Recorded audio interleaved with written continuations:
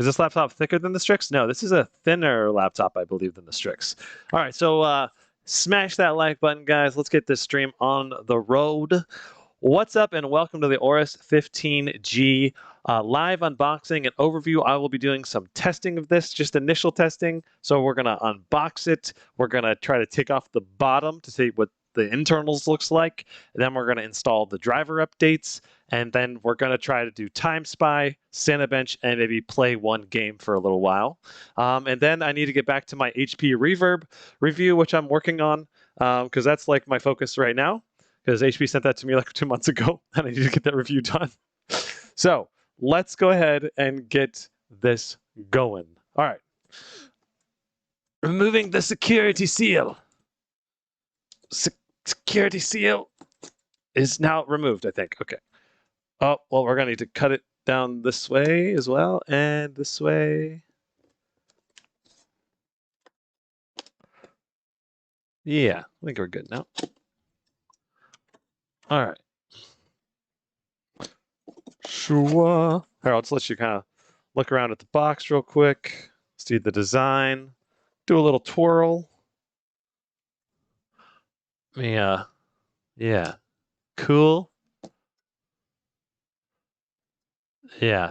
So I am doing autofocus right now, so it may struggle at some points, but it should be all right in general. Should be pretty reliable. But let me know if it's not being good. Shua! All right. So if you don't know, this machine has an RTX 3080 max Q, should be around a 90 watt, maybe boost up a little bit higher than that. I don't know. We'll see in the test today. So it should mean it's a low overall performance for an RTX 3080, but because this is only priced at $19.99, this is the cheapest RTX 3080 I've been able to find anywhere, at least in the United States market. Wow, that is pretty small on the initial foam padding laptop thingy. Let's go ahead and see what's in the secondary box. Woo, there's a lot in here. I can fail already. Boom. So here's our warranty card.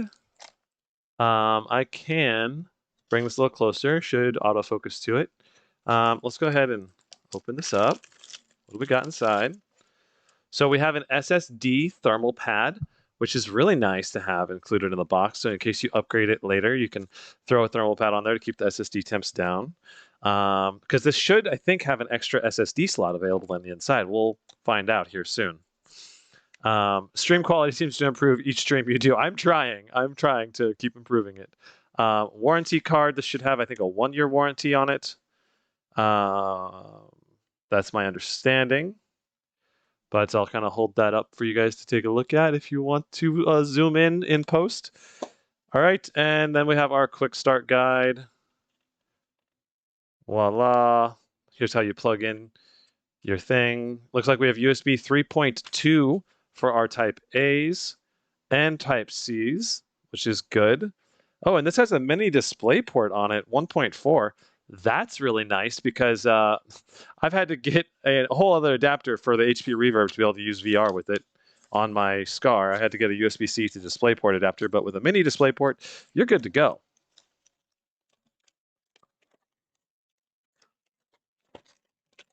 All right. CPU makes a little difference for gaming. Oh, it makes a big difference in some titles, like Fortnite, Warzone, all of those kinds of games. And especially having a mux switch plus a good CPU is crucial. All right, so here's the cable, standard cable. And here's our power supply. This is a Chicone 230 watt power supply. There we go. Get a nice close-up of the power supply in case you need to order a second one. And there's the plug as well. Come on. Focus camera. You can do it. Everything's backwards from what I'm expecting it to be. All right, there's the power plug. All right. Very, very nice. Everything is as expected. Let's check out this laptop.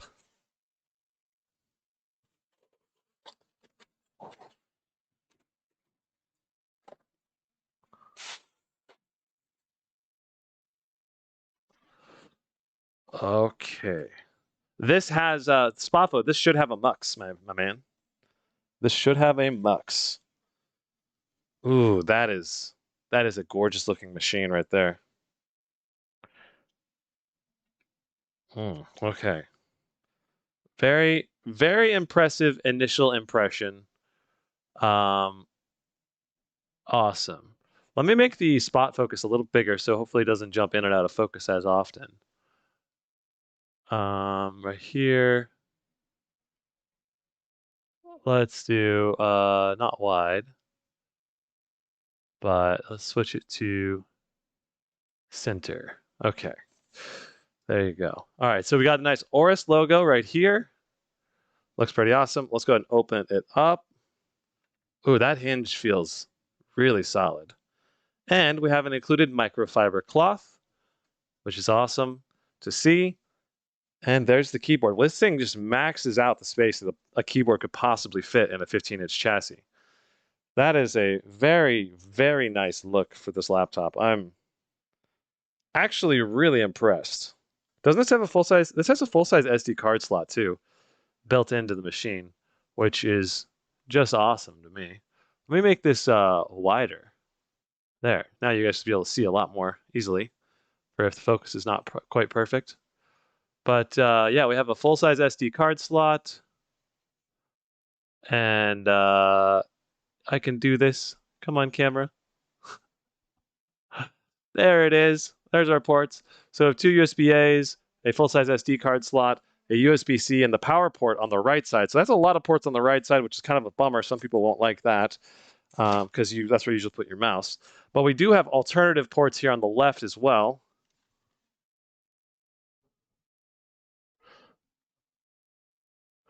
The Mech 15 G3 offers more for less. That's just not true.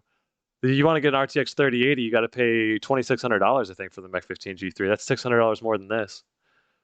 But it will be a higher TDP, so, but it's a big price difference. Check that out. So those are the ports on the left.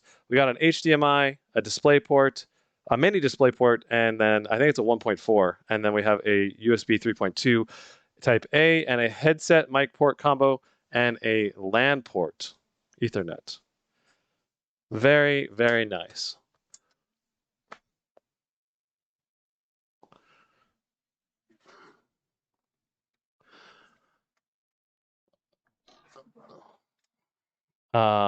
So yeah, this is only a $1999 laptop. It's so much cheaper.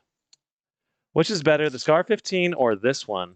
Well, the Scar 15 is going to have the new AMD processors, right? So it's going to be a different type of machine, really.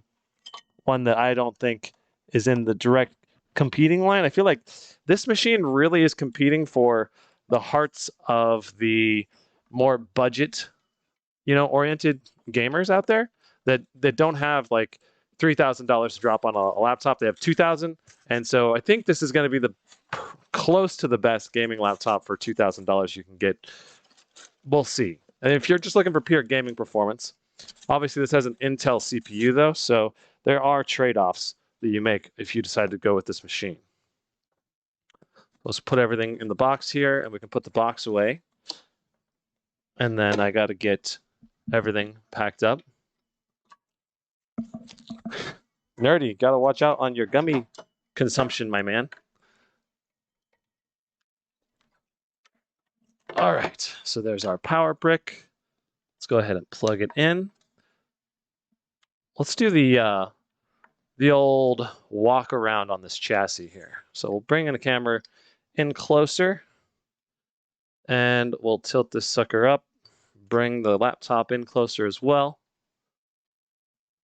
All right, so doing our walk around of this device, let's see what kind of flex we're talking here. Now, this used to be an all metal chassis, and we're dealing, I believe, with a like plastic composite and metal combo now or something like that. So it's a different style.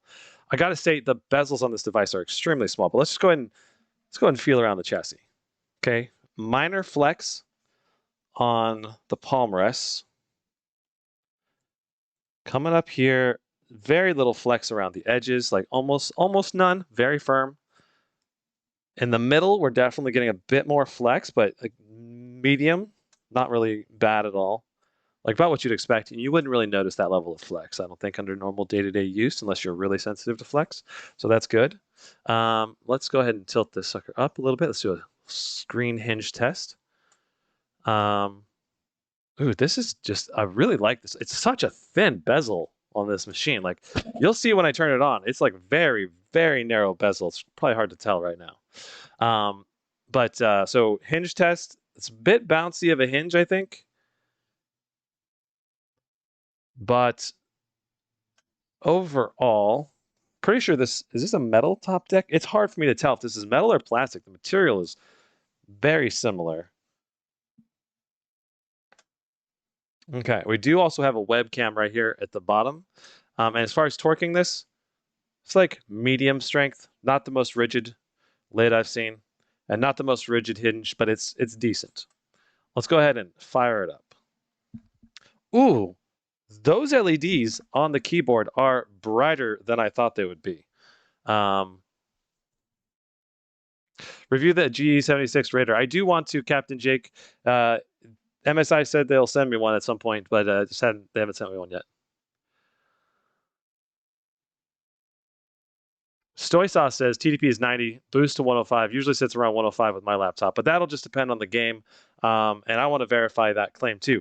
Let's go ahead and give the keyboard a good old tap. Ooh, that's a nice keyboard. This keyboard feels more premium. Like it feels, I don't know. I guess not more. I like this keyboard a lot.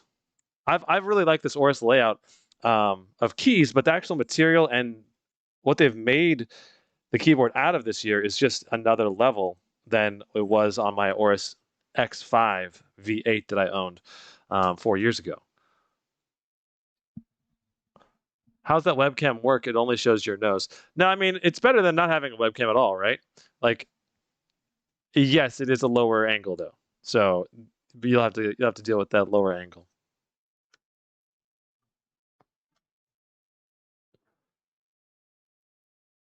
So GE76 or Alienware M17R4. Alienware is having a sale, and the M17 is at the same price as the GE76. That's a really tough call. I think I need to do actual testing on each of them to know, but they should be both rated for around 150 watt GPUs. So to me, I think it would come down to what kind of specs and whether you like the Alienware design more than the GE76, because their actual performance should be in a very close ballpark. But I do know the GE76 comes with a mux switch, so if you want to be able to switch between good battery life mode and good performance mode, you can definitely do that on the GE76. Where on the Alienware, I don't think all of them come with a mux switch, so you're gonna have like trade-offs there with the Alienware, depending on which display you buy. I believe I've got a meeting this week with Alienware marketing team, and I'm going to ask them all the questions about which laptops come with what kind of Optimus, and so I'm going to ask them like, does any of them come with Advanced Optimus? Does any of them come with regular Optimus? And which display do you have to buy to get what?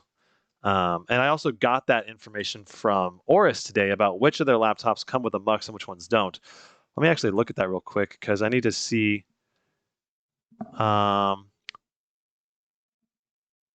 So the Aorus 15G and 15P both come with a mux switch, but the rest of them do not. Very nice. So basically, you can get the 3060, 3070, or 3080 version of the Aorus 15G, and you should expect a mux switch. That's awesome. I love that. Cool. Ooh, yeah, this is a decent display, at least first initial impressions. Nothing outstanding or amazing, but I can tell it's a bright enough display to easily see in this very lit studio. Oh God, Cortana attacking me again. Okay, thank you. Review the Legion 5 Pro. That is something I really want to review as well. What's the best 4K 120 hertz display on a laptop? I would think it's the Razer Blade Pro 17 4K 120 hertz display.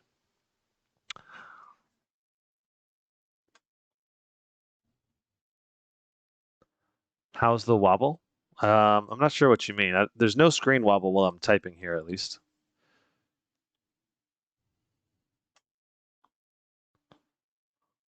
So the Legion 5 Pro is out in the Asian markets. It's just not out in the United States area. So you might be able to order it from other countries and have it shipped in, unless it's been released and I haven't heard. I haven't heard officially. So we'll see. So actually, I want to do this one. I want to be able to set up just the face cam, which will be the GH5 capture, like that. Cool. All right. Now, I can actually make this focus a little better too. Hold on.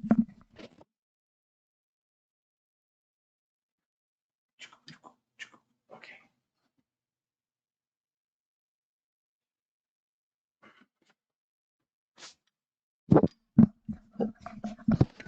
Okay. So now I can go ahead and get signed in, and you guys can still have a cool view of me doing the thing. Um,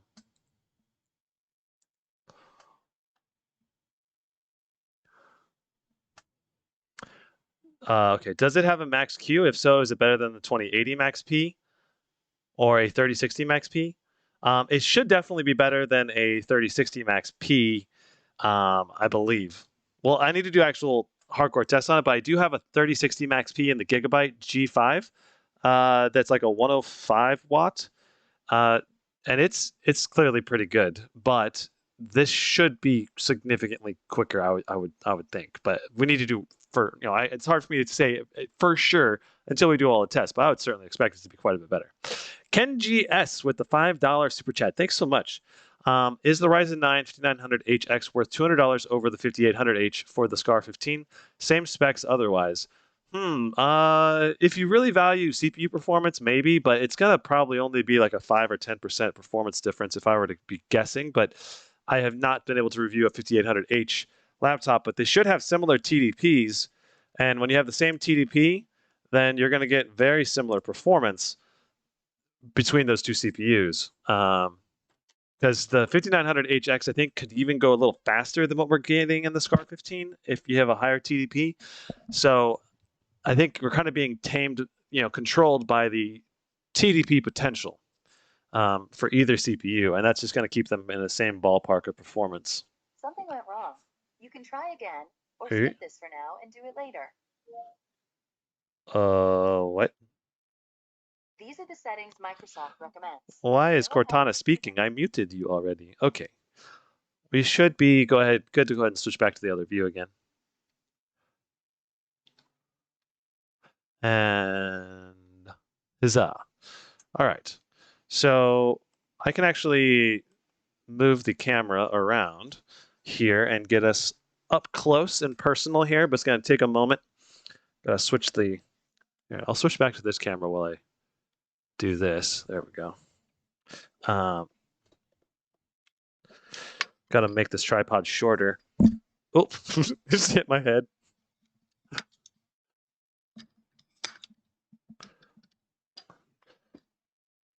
All right.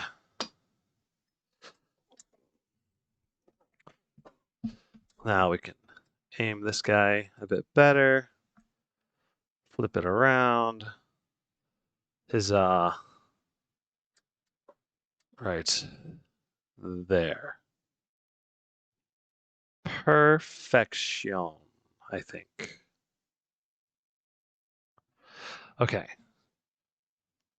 And we can move this over here. We should scoot this a little closer now. And we can switch back to this view. Cool.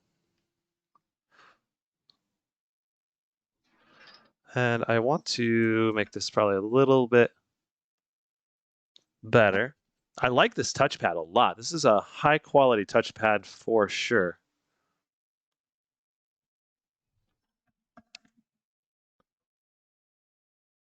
All right, how is that looking, everyone? Is that looking good?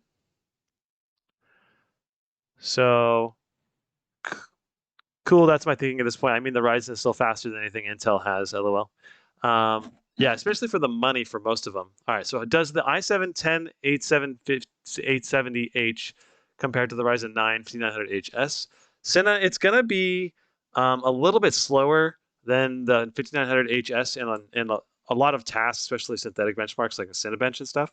But in actual applications, it will vary depending on which application. Like I've done a lot of different renders now with DaVinci Resolve and Adobe Premiere, and certain video editing applications in particular are really optimized for Intel.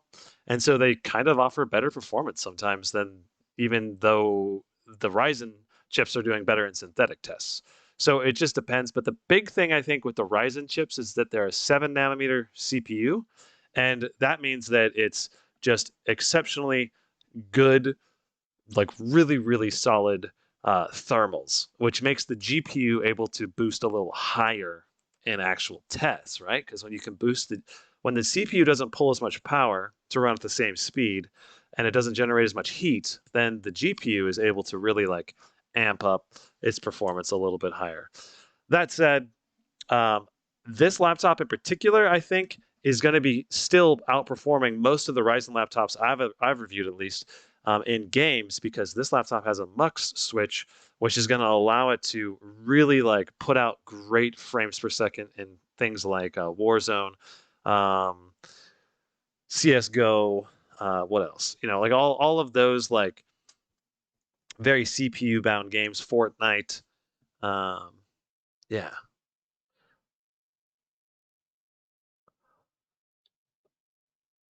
All right.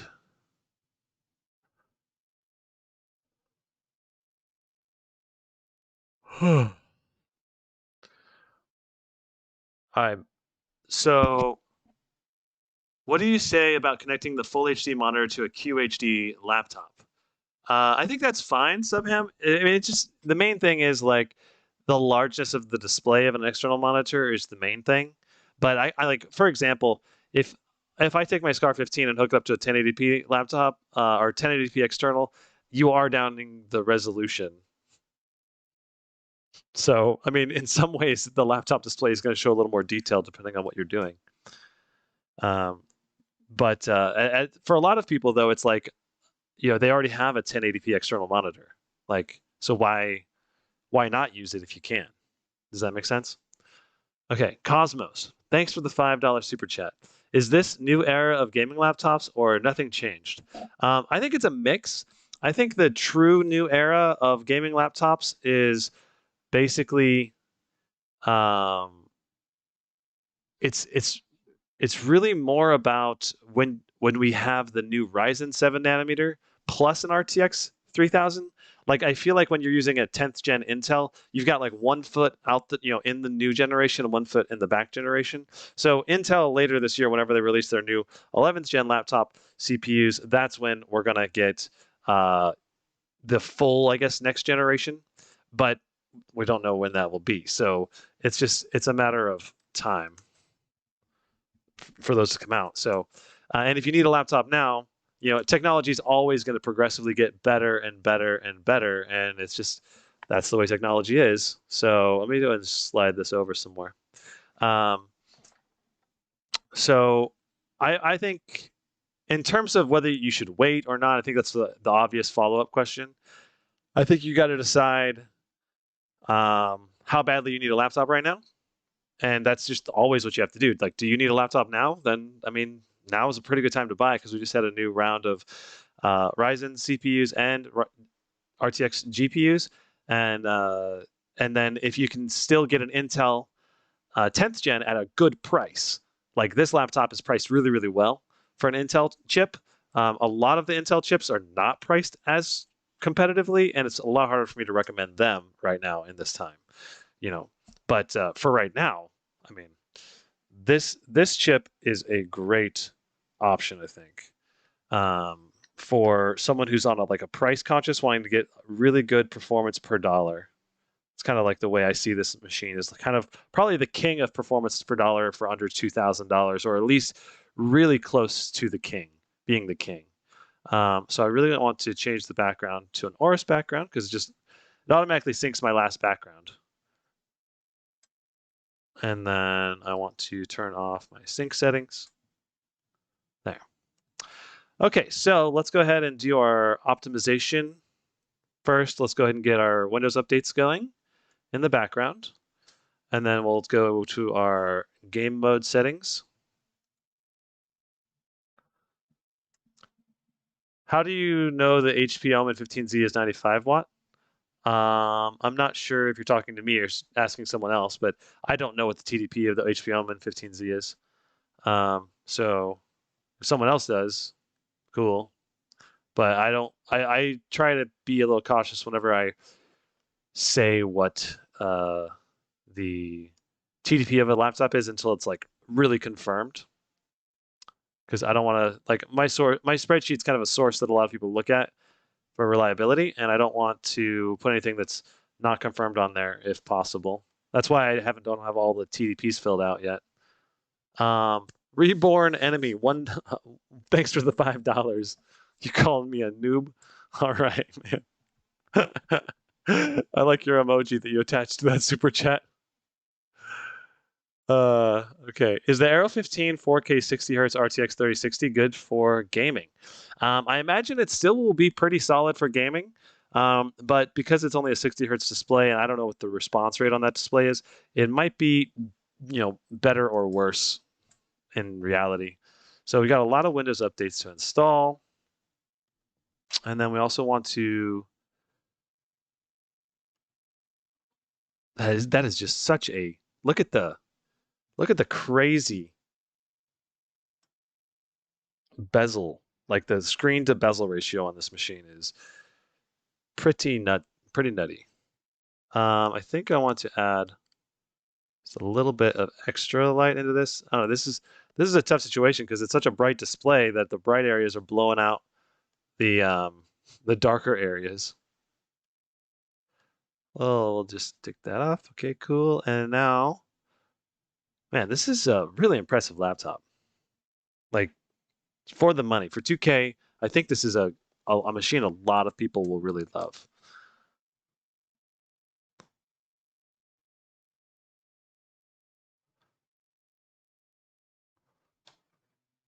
Okay. All right, Mike. I put you in timeout mode because you're just spamming nonstop about the Mech 15. It's not a competition.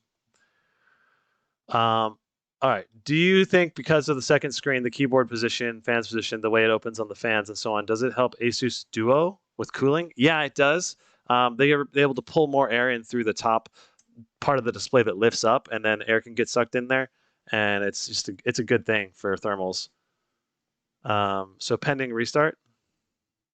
And now, what else do we need to download? Oh, we need to start copying our benchmarks.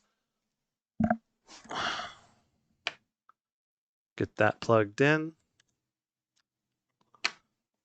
I kind of wish one or two of the ports, one more of the USB-As was on the left, but we got one on the left still. That's important because if you want to just plug in your mouse, you don't have to plug it in on the right side.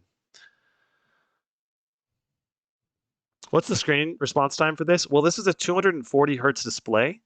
So we got 240 hertz display. We've got an 8-core Intel i7-10870H, and then we've got a RTX 3080, 90 watt, 32 gigs of RAM, and I think it's a 1 terabyte SSD as well. So I can pull up the system properties here just to show you, confirm everything is correct in here. So 32 gigs of RAM right here, 10870H. And for our display, we should be able. So we can see that we have Optimus. We got Intel UHD and RTX 3080 in here. And if we go into our NVIDIA control panel,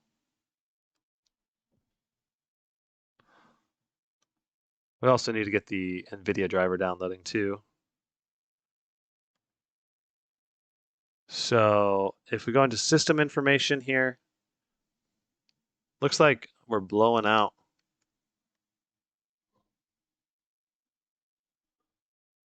Oh, maybe that's just me on my screen. Let's leave it at 0. Okay. All right, so we got 6144 CUDA cores. We have 8 gigs of VRAM in this. So wait, shared system memory, 16 gigs. So is this an 8 or a 16? I think it's just an 8 because it's GDDR6 is the 8. I'm not sure if this is. I think this is system RAM is just the part of the 32 gigs, so it can pull on that if it needs to for some stuff. And you can see the maximum TDP is 105 here, so it can go up to 105 according to this. I wonder if we're going to actually see 105 a lot. According to one of you guys in chat, that 105 happens a lot. So let's go and see what everything on the display ports goes out to.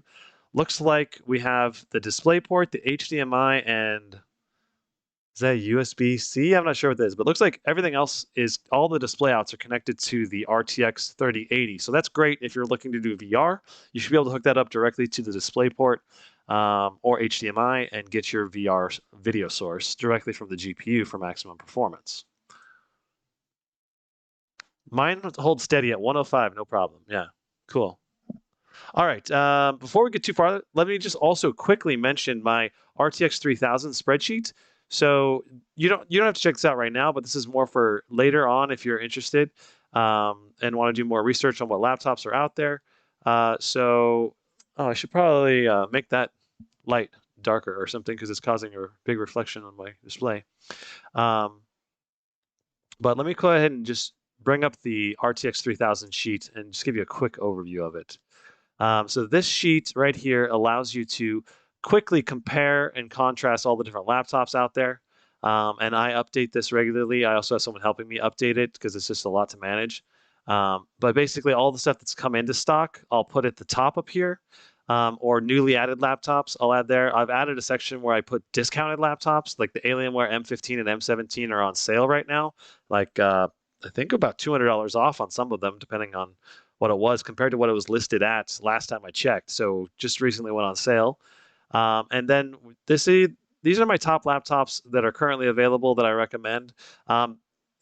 This is a very narrow selection of lists. I don't just put any laptop in this list. This is one of the ones that I think most people will be happy with if they ended up buying it.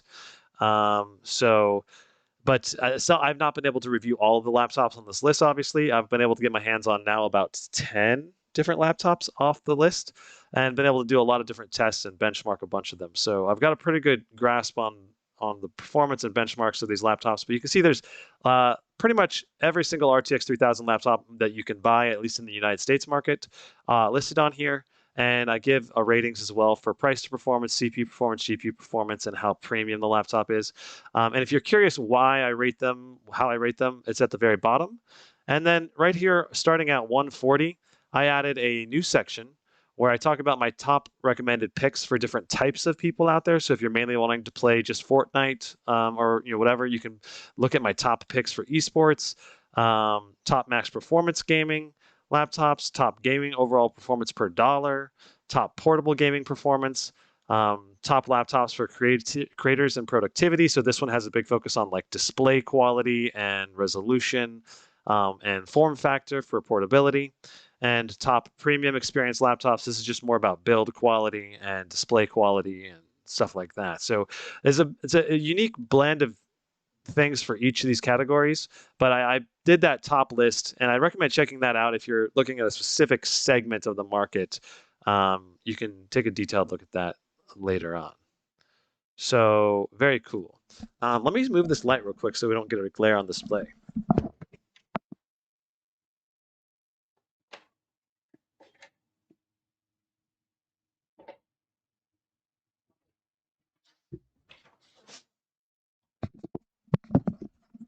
Okay, that's much better. Very nice. All right, so we've got the control center. Let's just fire that up. GPU, always keep. Interesting, there's a button for always keep. Looks like we have DDR4 2933 megahertz RAM. Let me get the 94 Dodge dude. I got the Aorus 17G 3070 thanks to your help. Dude, nice. You actually got it in? How do you like it so far? And thanks for the $2 super chat, man.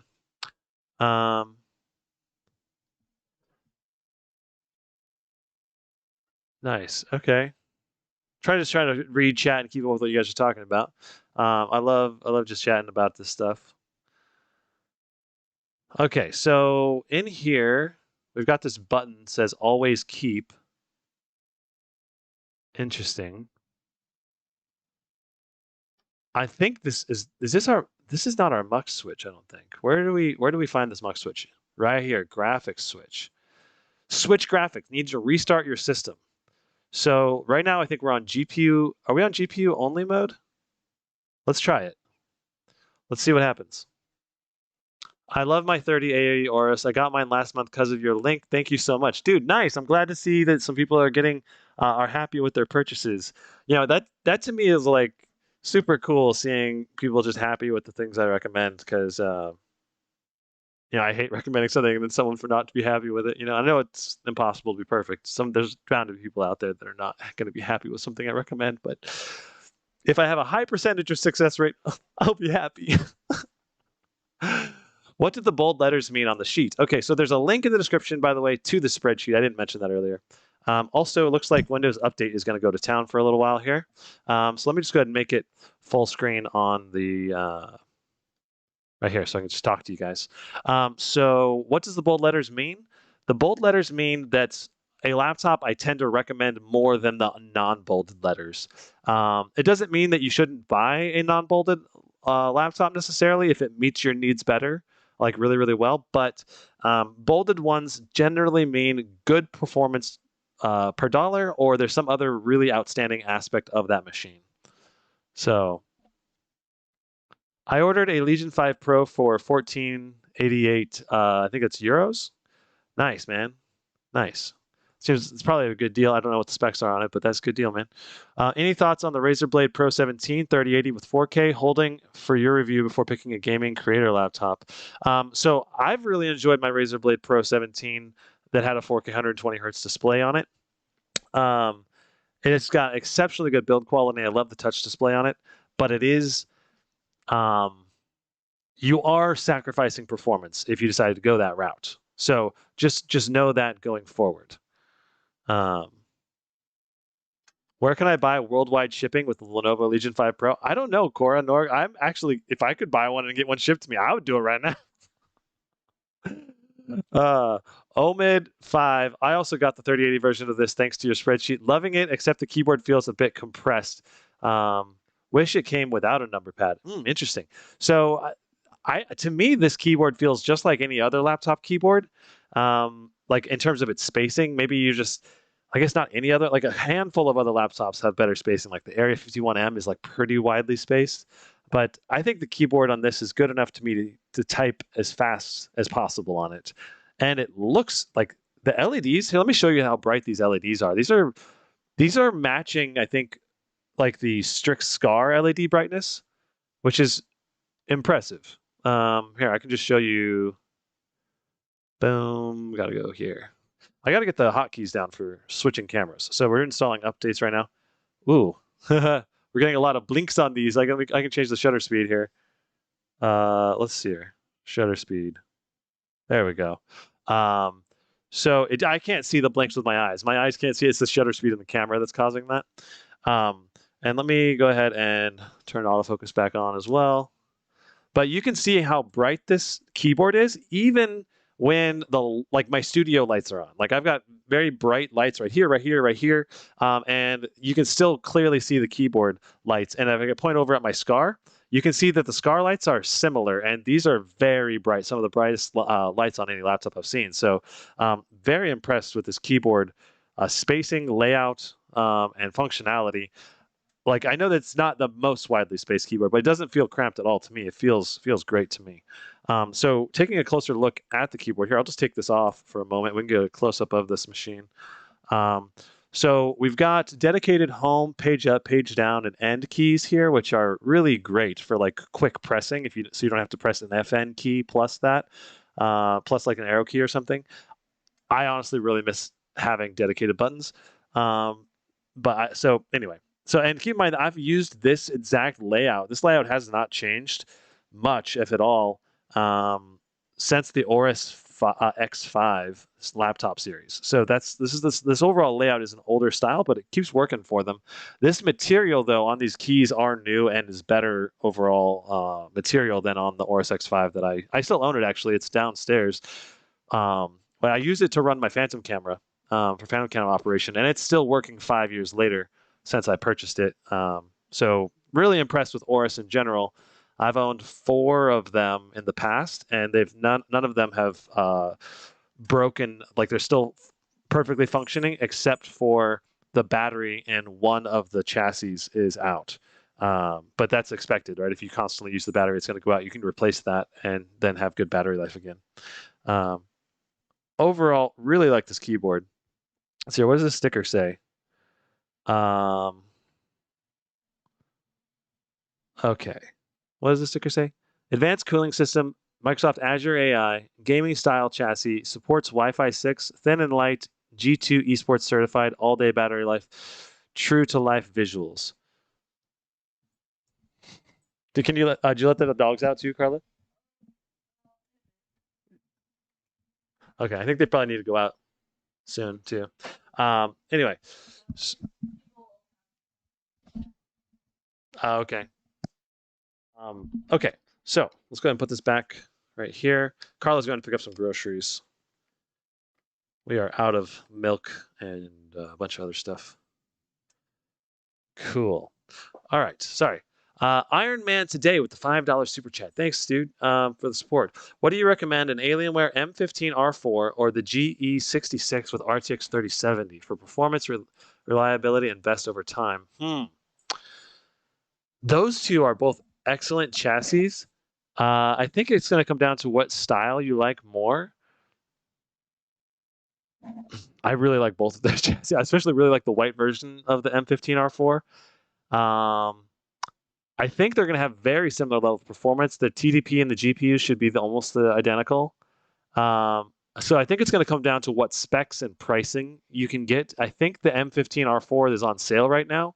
If you go check my spreadsheet, I think it's like $200 off right now. So if you can get that for less money, that's probably the way I would go. But if they're priced identically, I think I love the all-metal build of the GE66 just a little bit more than the style, even though I really like the style. They're both really great chassis overall.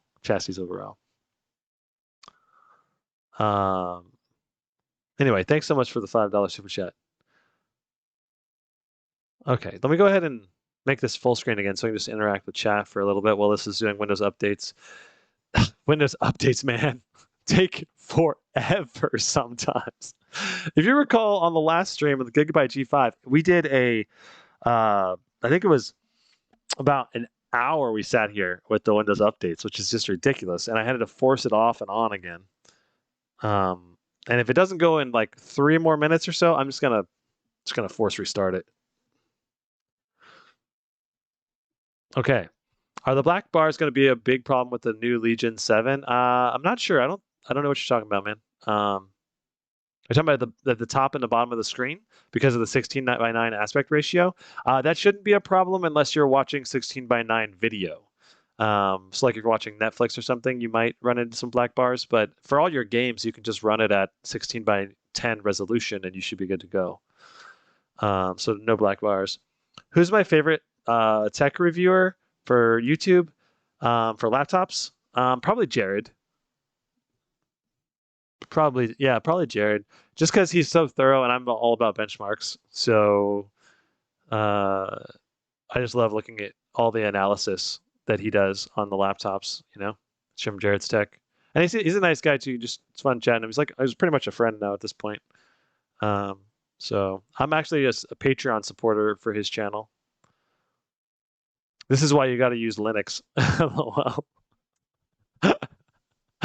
L goes, I don't know about that, but all right. I've got a love-hate relationship with Windows 10. Okay. Jeez. Okay, so we're gonna set this back to there. We go. All right. So based on your reviews, I'm gonna pick up the Scar 15, the QHD one. Nice, man. I think it's a really great laptop, especially if you love RGB, Nicholas. VidFin X, Alienware M17R3 had terribly whiny fans, almost whistle-like. So, well, I mean, almost all of these gaming laptops are going to have loud fans. It's part of the nature of these laptops, especially just the nature of gaming laptops in general. So, generally speaking, if you're going to game for like high performance stuff, so like you are maxing the possible performance of the laptop, you're going to have loud fans. But if you want to just do casual games, say like play single player games, and you're okay with like 60 FPS or 90 FPS or something with reduced overall performance, you can get a lot of laptops these days that will be very quiet. Like the Scar 15 offers the silent mode. Same for the Strix G17. The silent mode will still be able to play almost all of the casual games out there and be like super quiet. Like you cannot hear the fans almost at all in the silent mode, and it's still providing enough performance for around 60 FPS in most games. HP Omen price error for 1200 with a 3070. Yeah, I know. I wonder if they're gonna honor the orders that people put in or not. I don't know. I haven't heard what they're gonna do with that yet. Which laptop do you recommend for a $1,400 gaming budget for gaming in particular? Probably one of the best performance is probably going to be the Asus TUF A15, A17, or the Gigabyte A5, A7. And you really want to focus on getting the 240 hertz version of those laptops because the display is going to be much better overall if you can get the 240 hertz.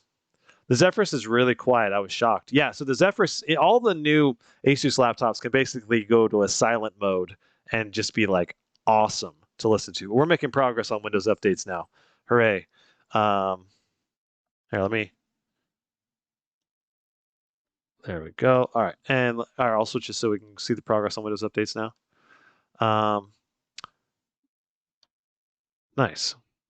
When the Lenovo 5 Pro, waiting for the review. Clement, I don't think I'll be getting that anytime soon, as far as I know. I am trying to reach out to Lenovo marketing team and see if I can get direct connects with them, because then maybe I can get them to send me one. But so far, all efforts have failed to reach their marketing team. So I'm trying, though. Okay, we got the restart. It's going. All right. Will the Omen 15Z RTX 3070 go up in price? Ellie, I believe it will compared to what I had it on the spreadsheet at yesterday. I think it's going to be around a $200 or $250 price increase compared to what it was listed at. So we'll see. I don't know. It's kind of a weird pricing error that happened there. Alienware cold thermal mode, it's pretty quiet too. Thought it was just fan associated, but it does affect the CPU performance under Alienware Command Center. Yeah, so almost all of the silent modes on these laptops will basically limit performance on the CPU and the GPU at the same time. And it works. These games, the older games, will still run really well with that minimal reduced power profile. But like the newest titles like Cyberpunk, like I tried running Cyberpunk 2077 on all high settings and on silent mode, and it just couldn't do it. But when I reduced the settings down to low, I was actually able to get like solid playable frame rates from the Scar 15 in silent mode in Cyberpunk. So yeah. Where's the spreadsheet? It's a link in the description down below, Radio Bits. What performance is comparable to a 3060 laptop at a 2060 desktop or more? I'm not sure. I'm not an expert on the 2060 desktop performance. And like the GPU is right around there because I just don't review. Like the only desktop stuff that I really care about personally and that I've done a lot of research on is like the ultra high performance because I'm debating about whether I should buy an RTX 3090 with a Ryzen 5950X, which is a 16 core Ryzen. I'm just debating whether I should get one of those systems. It would cost around $4,000, and I'm just like, But yeah, it would help me render and edit my videos faster.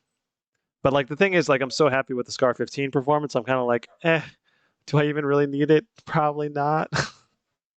It would just be another system to have to deal with, you know. High refresh OLED is my weakness. Yeah, high refresh rate OLEDs would be really, really nice.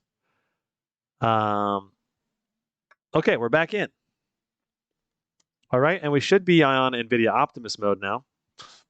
Should we go ahead and take the bottom off of this chassis too? They just, I can tell they applied a color profile shift right there. Let's go ahead and check for more updates. And again, the color shifted a little bit again. It's interesting. Okay, so we'll download and install that new cumulative update. Would a 2070 Super outperform a RTX 3070 Max Q if not interested in ray tracing? Maybe if the 2070 Super was really high TDP, like 140 watts or something like that. And there was a mux switch on the 2070 Super and not a mux switch on the 3070 Max Q, and you're also playing a CPU bound game. And then in that case, you definitely probably would. But that's a CPU bound game, so a lot of different GPUs would outperform it at that point just because of the mux switch.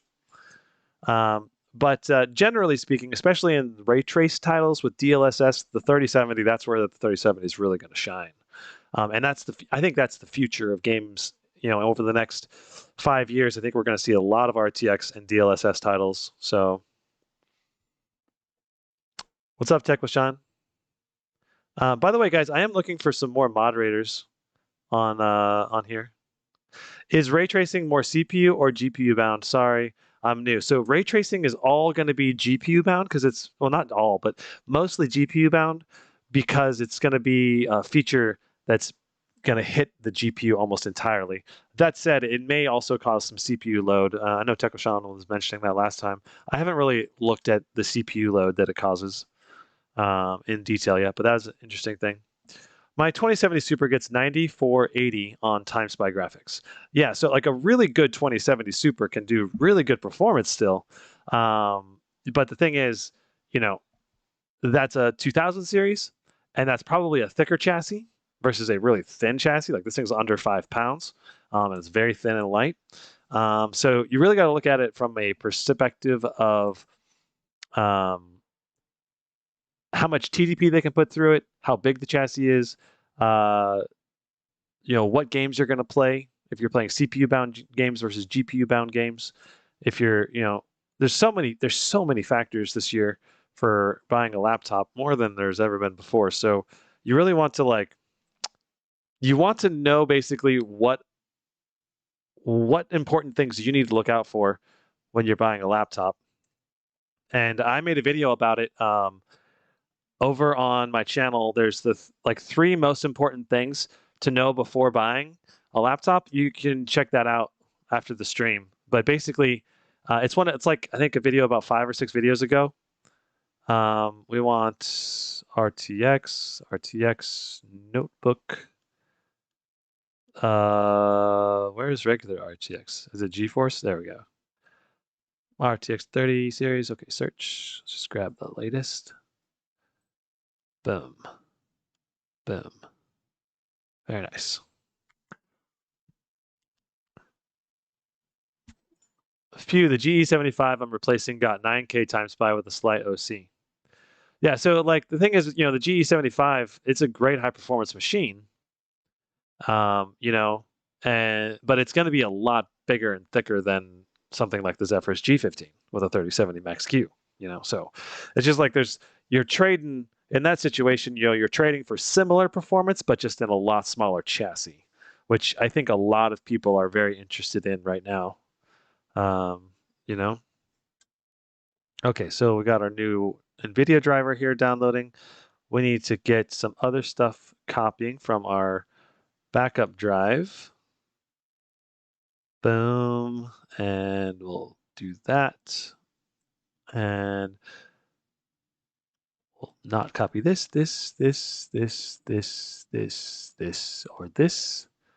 or that.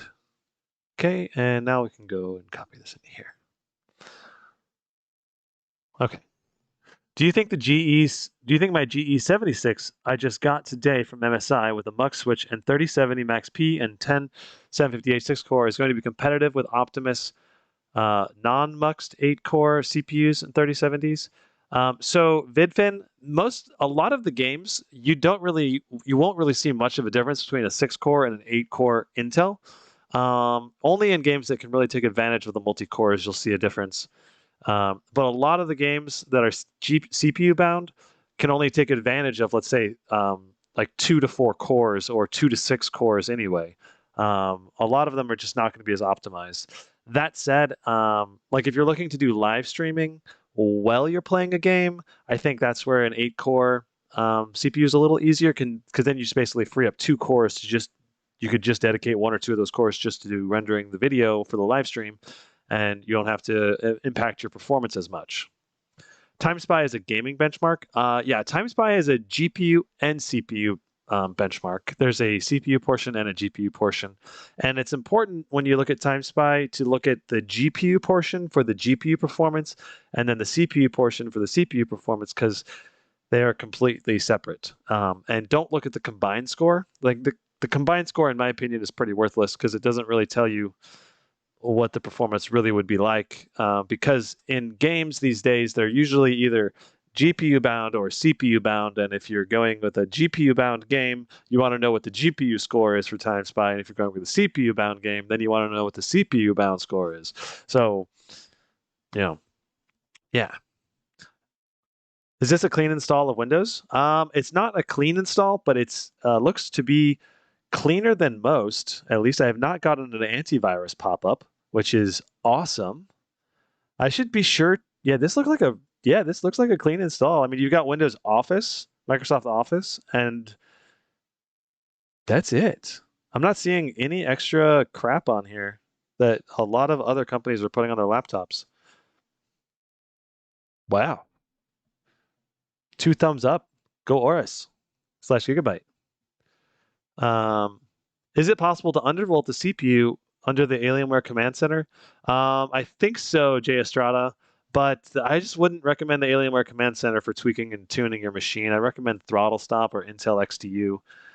For my area 51M, I used Throttle Stop and just like didn't mess with the performance component of the Alienware Command Center because it just worked a lot better for undervolting.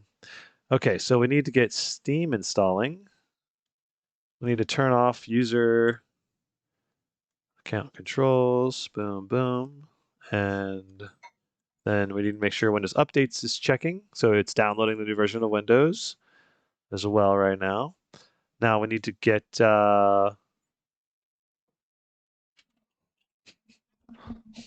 need something? I see. Well, now you see. Now you see. Okay. Hey, Steven. Owner, this is the laptop you have, isn't it, Arthur? What's up? What's up, man? Welcome to the stream. Oh, I haven't made you a mod yet. I've been adding Jared and Bob and you guys as mods. So you guys appear with a blue screen. What's up, Moby? This is the Strix G17 winner for the giveaway. Owner Disown, what's up, man? What do you think of the G5 with the 3060 now after owning it? So Eddie Teddy, I haven't done more testing with it yet. I've been too busy doing the HP reverb. So I'll have the full live benchmarking session with that coming up soonish, but I've got to get my next videos are HP reverb, VR headset review. That's like the highest pixel density VR headset. And I'm in that review. I'm going to talk about running that with a laptop. And then I'm also going to talk about just the quality of the headset, as well as whether I recommend it, obviously. And then I'll be moving on to the Zephyrus G15. Got to get that review done. And I also got to do the performance analysis comparing the Strix G15, the Scar 15, or the Strix G17, sorry, Scar 15 and Zephyrus G15. I'm going to do a 3-way performance analysis. See, so we can see the performance differences. Can the Scar 15 fit easily in a backpack? Does it have a fingerprint sensor? And how similar is the keyboard to an actual mechanical keyboard? So the Scar 15, yeah, it can easily fit into a backpack.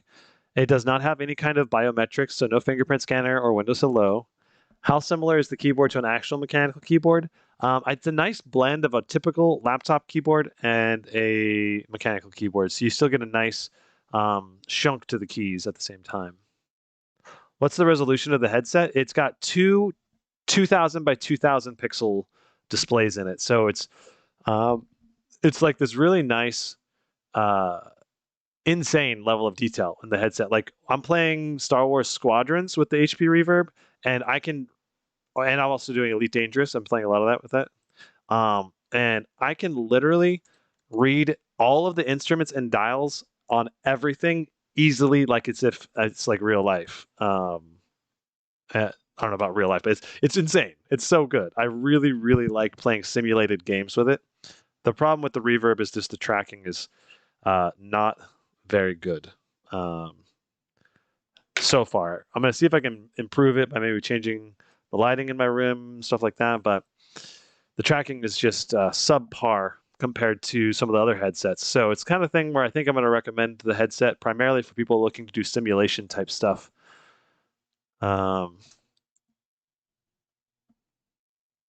Yeah. Nice. Makes my original Vive something like from the 80s. Yeah. It's I gotta say, doing Elite Dangerous with the HP Reverb is just it's so cool. Or like Star Wars Squadrons, you like can see everything in such detail that you can still see that there's pixels, right? It's not that you can't see pixels at all, but the clarity is on another level compared to any other headset I've tried. And I own the Valve Index, the Pimax 5K Plus, and the Quest 2 as well as a Quest 1. Are you heading out?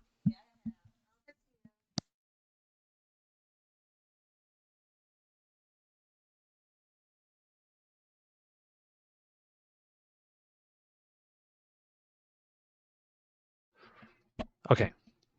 Do you think the Asus Zephyrus G15 3070 is worth getting over the 3060 based on performance and cost? Um, if everything else is the same in the laptop, it's gonna be hard to say. It's gonna, you should notice the difference increase in performance, but it's gonna be hard to say how much performance it is until we get actual tests on it. That level of detail is hard to predict. Um, but if everything else is the same, like the QHD display, the keyboard, the RAM, the SSD, uh, it's all just going to depend on price difference. But I mean, I think the 3070 is a nice sweet spot for $1,800 in that machine. So I want to buy the Asus G15, but I've seen a lot of reviews that speakers blown out are making popping sound. Does your unit have bad speakers? So that was fixed. That has officially been fixed now by Asus with a new software update. It was an EQ balancing issue in the drivers, and now my speakers on the Zephyrus G15 sound awesome. So I'm going to talk about that in my full review of the Zephyrus G15, but that was something that was affecting a lot of people. Yeah. Okay. Is the page foodie by comparison? Jonathan Valdez had his super chat deleted by Nightbot. What? Yeah. Oh my gosh. Aero 15 OLED now or wait for the high hertz? Well, I don't think we're going to get a high OLED refresh rate in the Aero 15. That is, I think, a 13-inch 90 hertz OLED. And I think it's going to be an Ultrabooks starting out with. So you're going to have to wait a while if you want to get a high refresh rate OLED in a gaming laptop, as far as I know. Let's just get all of these downloaded and installed.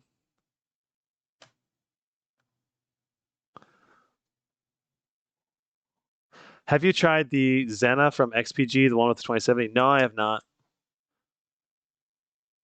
I got this exact model, enjoying the 200 FPS in Rainbow Six Siege. Nice. Actually, I think, Trevor, you might be able to get more than 200 FPS in this if you use your mux switch to go full mux mode. I'm not sure, though.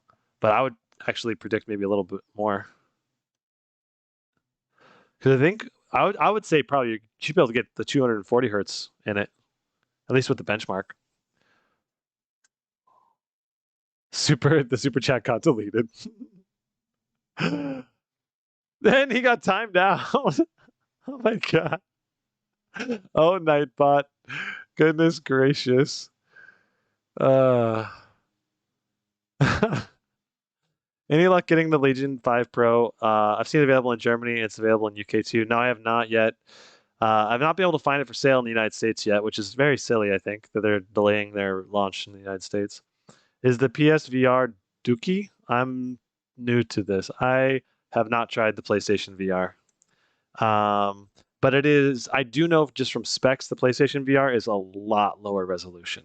So if you're looking to get into VR on a budget, my recommendation is the Quest 2, or maybe buy a Quest 1 for a good used sale price. Those would be my top recommendations. I really want to switch. Scroll motion goes down. Thank you. There we go. It's always wrong whenever I do these. All right, we're gonna get this driver update done.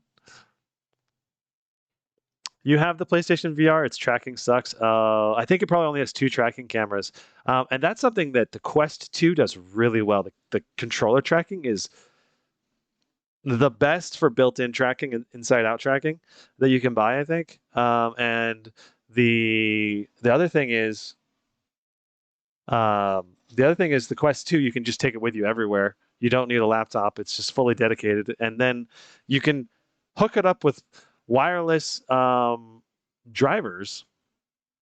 So that using virtual desktop, you can stream wirelessly from whatever your computer you have to the headset. And if you have good Wi-Fi in your house and you're near the Wi-Fi, there's very minimal lag. It's like almost perfect.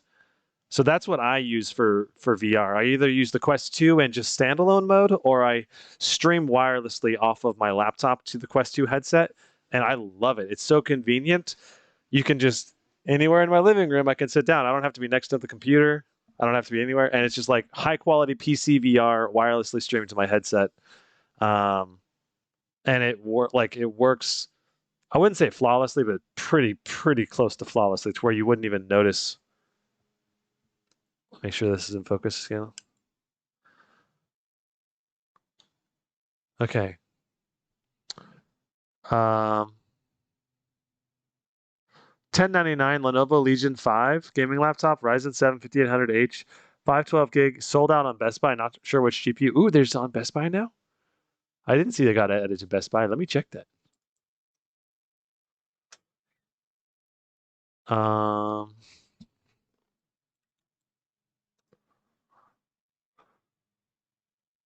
Checking. I see a 1660 Ti on Legion 5 for 1099. New arrivals? No? 2070. There is one on here. Ooh, I'm gonna list this on the sheet here soon. Oh, nice. Okay, well, I'll have to add that after stream. I don't want to do that midstream. But that's cool. I'm gonna have to add, so that's the first Legion 5 I've seen. It's not you don't even have pictures yet on that listing for the Legion 5 Pro. And it's completely sold out. Have you thought of doing a separate VR channel? That's how I started my channel, actually.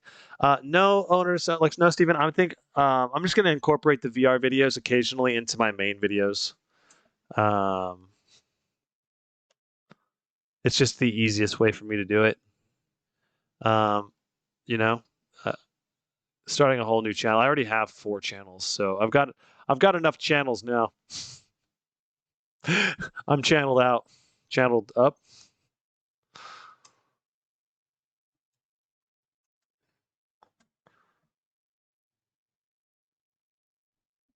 Okay.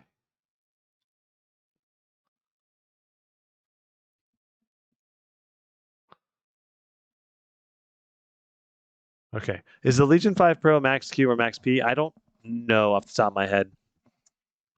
I'm pretty sure that some of the Legion lineup this year is at least more of the Max Q variants. But I don't know about all of them.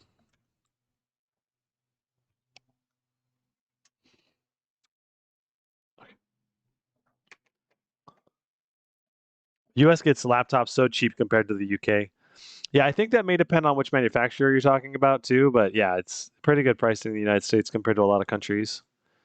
That said, I think there are still some countries that have better pricing than the United States, but it's just going to vary a lot. What's Gigabyte's main line, the Arrow or the Aorus? Um, I don't I don't know. They're probably pretty close. The Arrow and the Aorus sell probably pretty similarly. Is that Legion 5 QHD, I wonder? Um, I don't think so. Not at 1099. It's a cheap option. Yeah, it's a 1080p display with IPS. It doesn't even say 144 hertz, so and only 8 gigs of RAM. So this is the bottom barrel cheapest Legion 5 right here. At least you're getting a Ryzen 7 5800H processor though for 1099. That's the cheapest I've seen that. So if you're looking for just pure processing performance. Yeah. Brandon, would you recommend getting the Strix G17 with 3070 and 5800HX? I believe you mean 5800H. Yeah, no, that should be still a really solid laptop. Okay, so we got that. Let's just check our Windows updates. We're ready to restart and install our cumulative update for Windows. Is this Max Q or Max P? This is a Max Q laptop for a 3080, 90 watt to 105. But to me, Max Q and Max P all boils down to what kind of performance you're getting per dollar, and then also how much do you value having a thin and light laptop.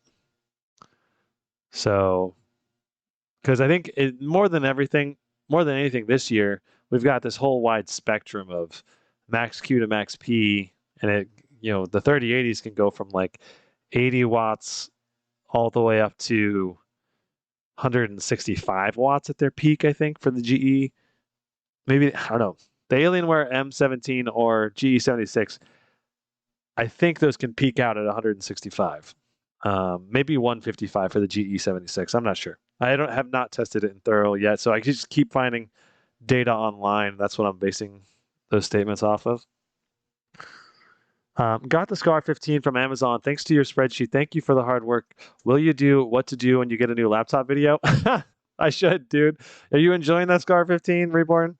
Uh, I'm still really liking mine. My only issue with the Scar 15 that I have right now is that my creak in my left wrist rest has gotten worse now, and I'm like a little frustrated about that. Like I mentioned the creak in my review, um, and it was pretty hard to activate before, but now it seems like every time I put my hand on the wrist rest, it's kind of like going to that little creak, and I really want to tweak it. I want to try to I took the bottom off trying to figure out how to tweak it, and I couldn't figure it out at least initially. So, yeah. All right.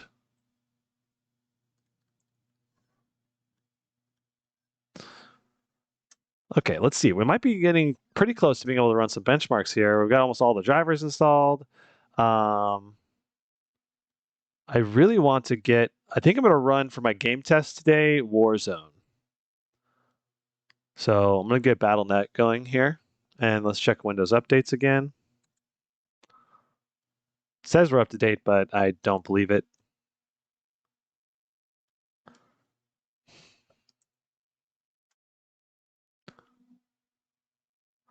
Is it possible to flash the VBIOS on the Zephyrus G15?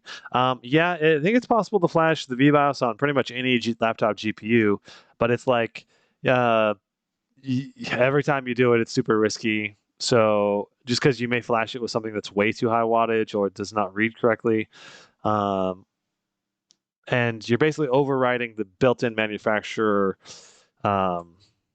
protections for the chassis. So I would only recommend it if you know what a VBIOS, you've done your research, you've confirmed what's good, what's going to work for you, and especially helpful if you follow someone else who's done it before and who has confirmed that it's working on that chassis in particular, you know. So, and then if you can follow their exact steps, then you probably aren't going to have a problem. But it's still risky, no matter what. I like anytime someone asks me about should I flash my VBIOS, I go probably not. Uh, if you're asking that question, you probably shouldn't, because you should already know before you try to flash it if it's good.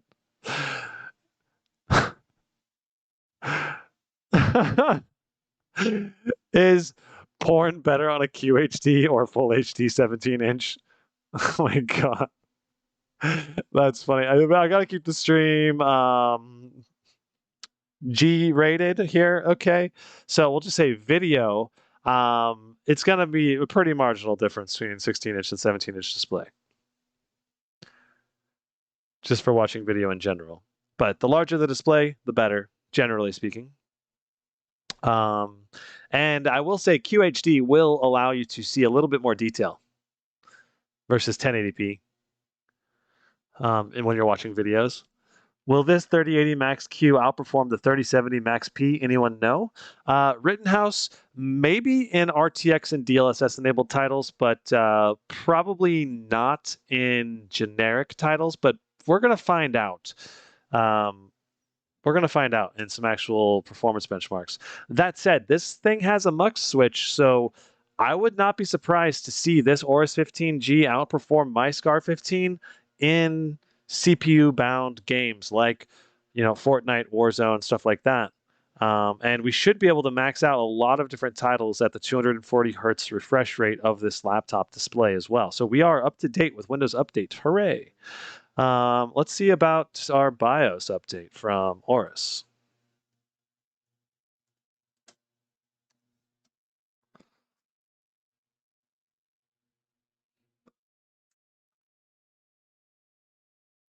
What is the fastest 3080 you've tested so far?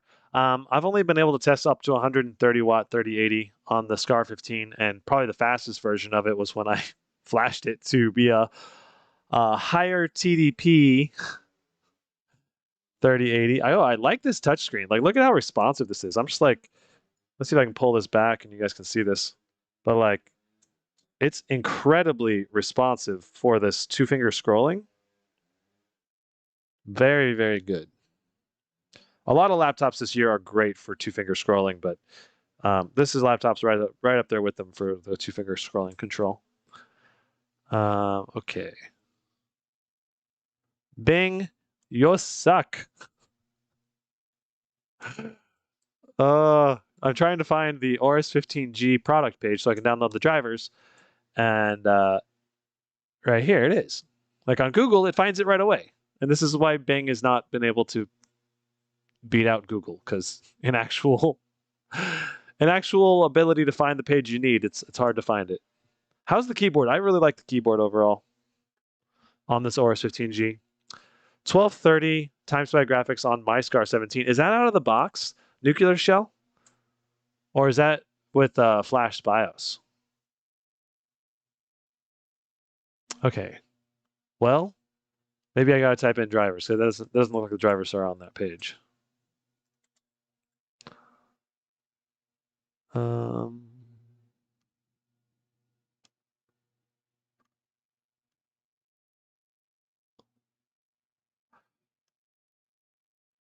mm-hmm, mm-hmm.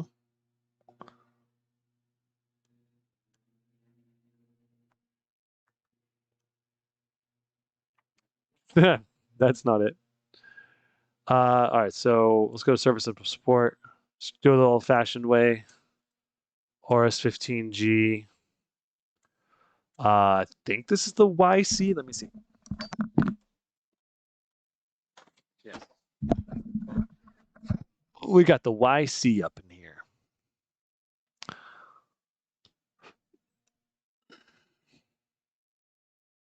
Bing is better for image search.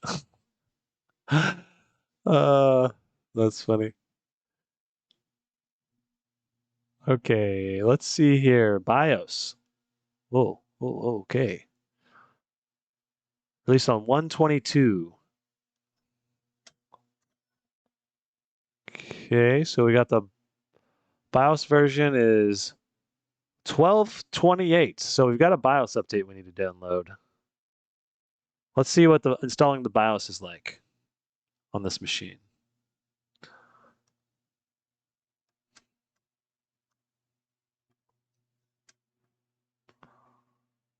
I wonder if we need to leave Windows to do this BIOS install.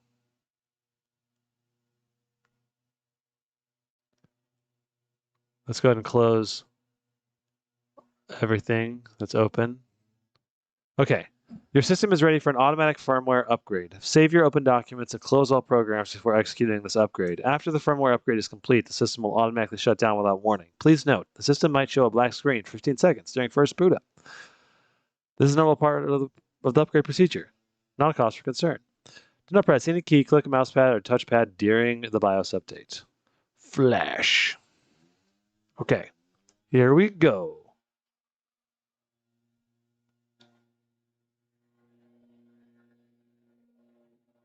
As long as the game supports 16 by 10, sure, and game support looked good to me on my MacBook Pro, which is 16 by 10. Yeah, a lot of games, I'd say the vast majority of games now will support 16 by 10 resolution. Even older games will support it oftentimes because it was really common. Please review the Lenovo Legion 5 Pro. It looks too good for the price. Yeah, man, it's one of the ones I really want to. Oh, show us the screens. Oh, I'm sorry, guys. Let's get the screen going again here. Sorry, there it is. There's the flash going on right now. So all I did was open it and click agree and click OK. So that's the only thing you missed. I downloaded it and then clicked agree to run it. I've got the lawn guys right now mowing my backyard. So sorry for the background noise, guys. Hey, looks like my low pass filter is cutting them out, so when I'm not talking at least.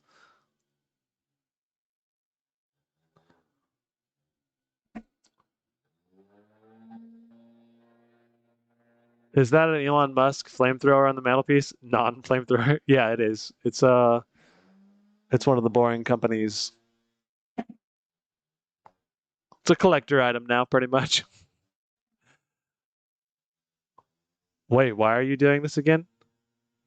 Sorry, I missed a part of the stream. So I'm updating the BIOS because the BIOS was not the latest one available from Aorus. So BIOS updates basically can update a lot of things about your laptop and potentially improve performance of the laptop. And the most important thing for me as a reviewer, I want to review the laptop ideally with the most up-to-date BIOS so that it's representative of how the manufacturer wants the laptop to perform. Those graphics are so good during the BIOS flash update. Is that the 3080 rendering the progress bar? Nice. You guys can't hear the lawnmowers at all? Nice. They're like right outside my window right here, like 20 feet away. I guess this headset mic is just really isolates my voice pretty well. Hi, the newest Strix ROG G1715 has a fingerprint reader? No, it does not, Sander. I need water, so while this is updating, I'm gonna go grab some water. Hopefully, no problems.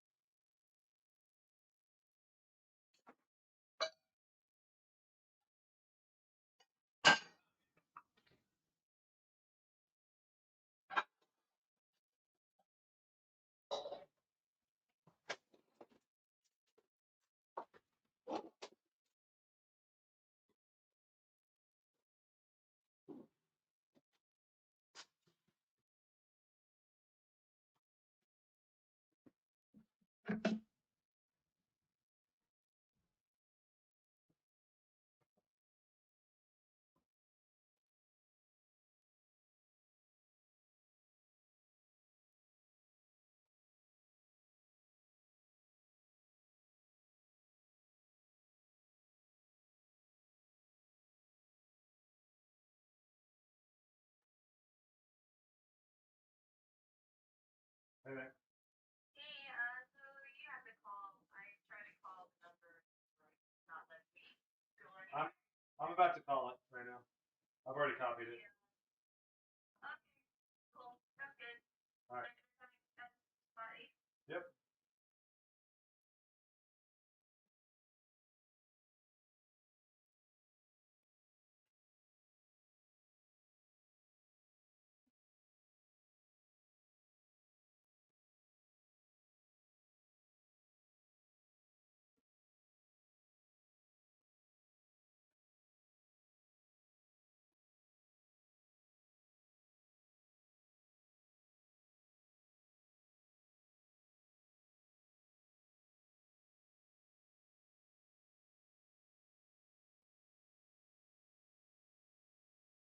this is really pissing me off. Let's see.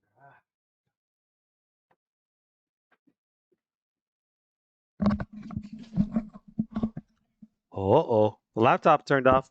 What happened, guys? Hmm.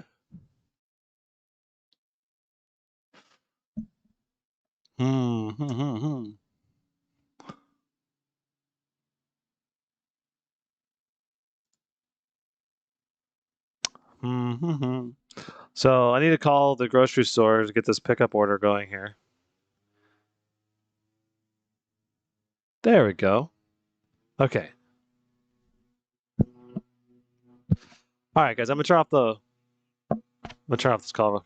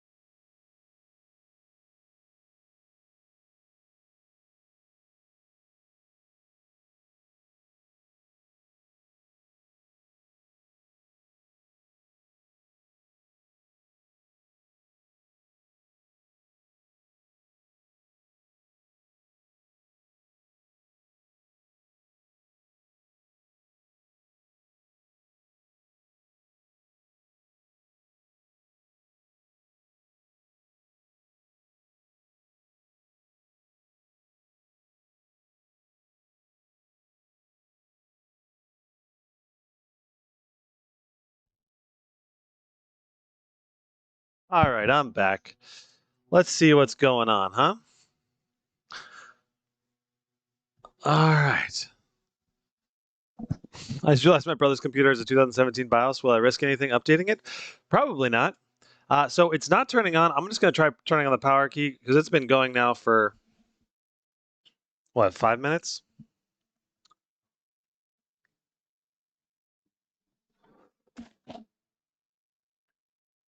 Okay, I just turned on and we got the power to come on. I think the computer just turned off completely, which is not expected. Usually during a BIOS update, it does not need that.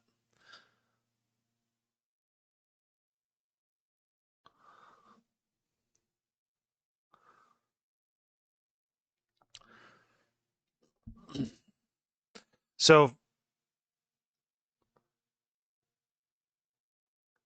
for me, I updated the BIOS just by downloading the file and clicking Start in BIOS Install. Hey, there we go.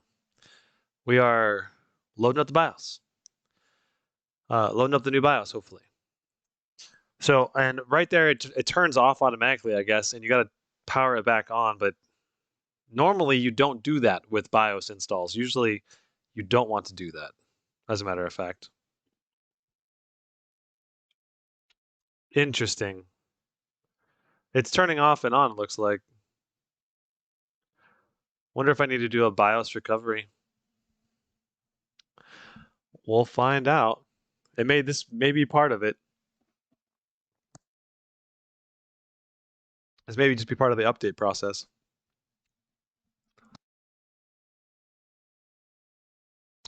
Yeah, this is looking better.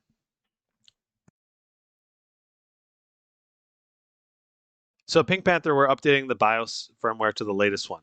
And looks like the update went through.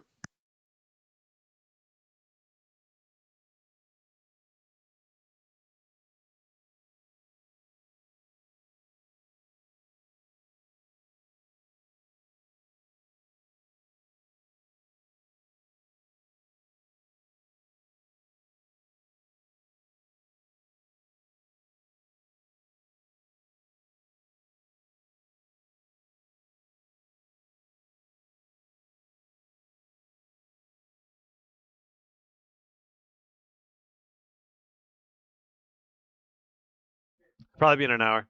Okay, so I've got Darren here. He's going to help film some B-roll when I'm done with the live stream. Okay, so we're back in. Let's just make sure our BIOS is up to date now. Should be in like January 22nd. Ooh, it says BIOS version 1223 still. Interesting. I guess we're going to have to FB04.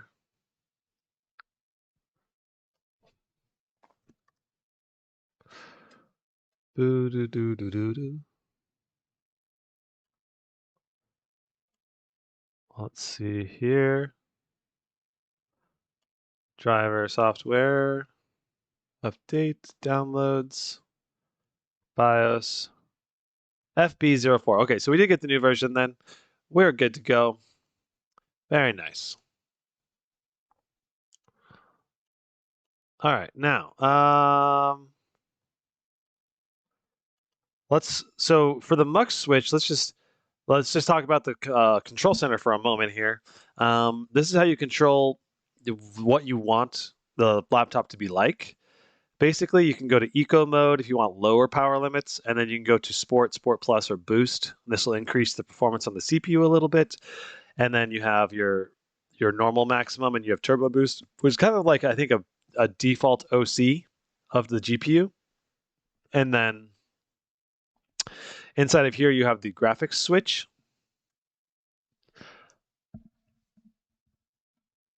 And then inside of here, you have the graphics switch, and here you can switch the graphics on and off to get more or less performance. And I'm not sure what it's saying as far as which performance mode it's in right now. Let's go ahead and grab our HW info so we can get more information about the laptop as it's going here. So we'll do sensors only. We'll run this. All right, so Yusef, I see your comment. How do you update the BIOS on the Aorus 15G? Thinking of buying it. All you have to do is go to the website for the support of the Aorus 15G, and then just right-click and download the new BIOS and run it. And that's all I did just now. And then it automatically restarts your computer and installs the BIOS. Just be sure to have the computer plugged in and don't interrupt the install process. And then you'll want to, like for me, it shut off in the middle and didn't turn on. So keep that in mind. You may have to turn it back on. So right now we're getting both the Intel CPU. Let's see if we have the Intel GPU attached right now in the device manager. So right now we have the Intel integrated GPU and the dedicated RTX 3080 here in the device manager. So that probably means we're on NVIDIA Optimus mode. See if I unplug. Does it automatically switch?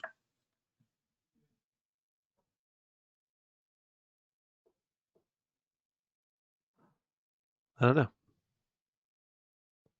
It's in the integrated GPU mode right now? Okay. So let's try switching the graphics to turn on just the GPU only mode.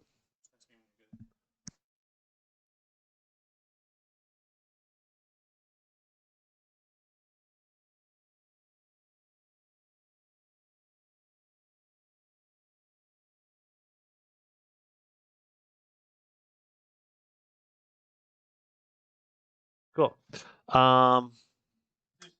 Cool. So we're just restarting, and we're getting us into the higher performance mode by doing the mux switch to restart and get into high performance mode. Go downstairs. Go on. Go, bud.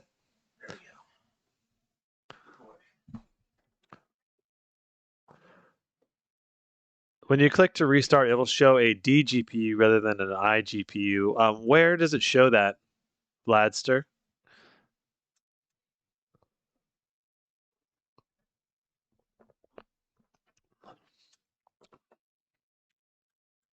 In the control center here? We probably want to make sure we have the latest control center too.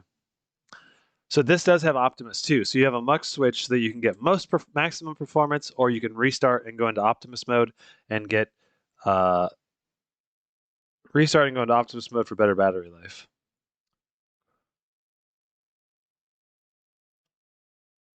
Oh, right here. So right there, there's a little. I'll bring it close so you guys can see it. Right there on the icon, it says DGPU instead of, I think, iGPU when you hit the button. Yeah, so right now we're in high performance mode. Cool. That's a really cool way for them to do that, I think. It's just not very obvious. So now that I know what to look for, good to go. All right. So we're updated on the drivers. We've got the latest firmware.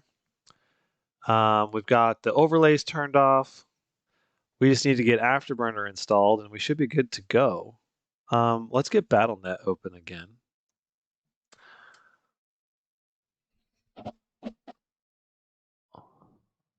And we can do some testing on this thing.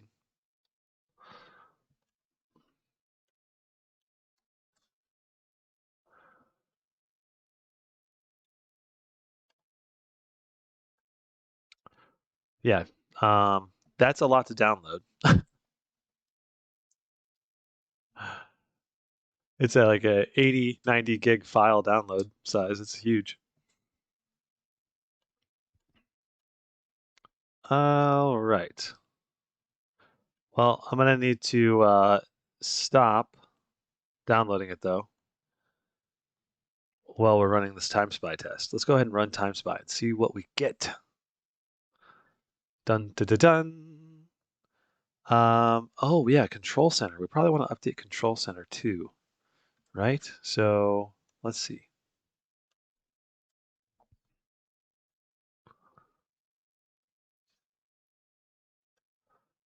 I want to save this location. Downloads, card reader utility, control center. Boom. And also boom. We'll make sure Azure AI is updated as well. All right. Because I mean, these are really important to making sure that the performance of the machine is at tip-top spec. Okay, so this is the control center. Then we need to do Azure AI. All right, let's do Azure AI first.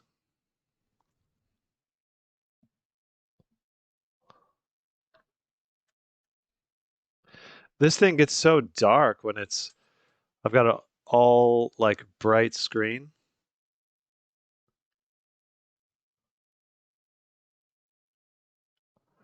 Yeah, set the boost settings to max in the control center for better scores. I'm going to do that too.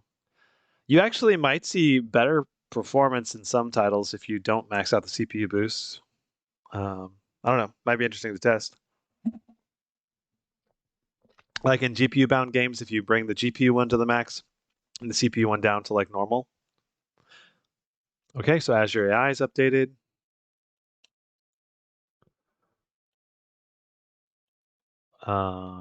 Cool.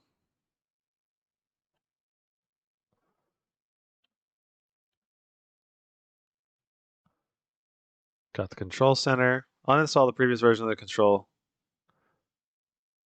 Yes. All right, so we're uninstalling the last control center. That is so nice that it does that for you automatically, so you don't have to do it manually.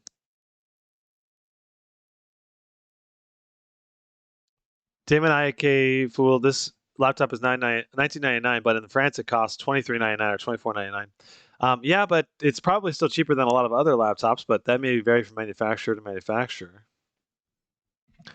But generally speaking, this should be one of the better priced laptops that you can get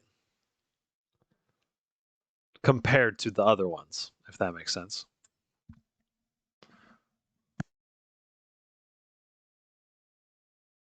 Can you use throttle stop with the latest BIOS? I don't know, Bert Tui. I don't know. Um, Here, I'll try to hop into the BIOS here, see what we can see.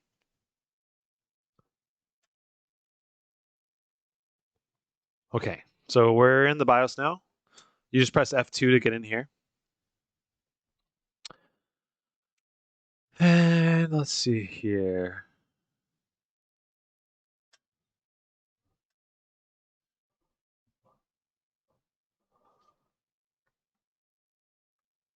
Not much in here. Not unless there's an advanced mode.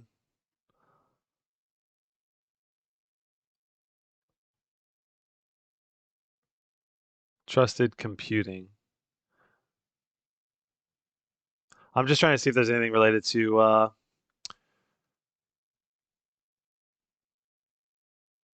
you can disable the webcam. I'm just trying to see if there's anything in here regarding undervolting or anything like that, enabling or disabling it.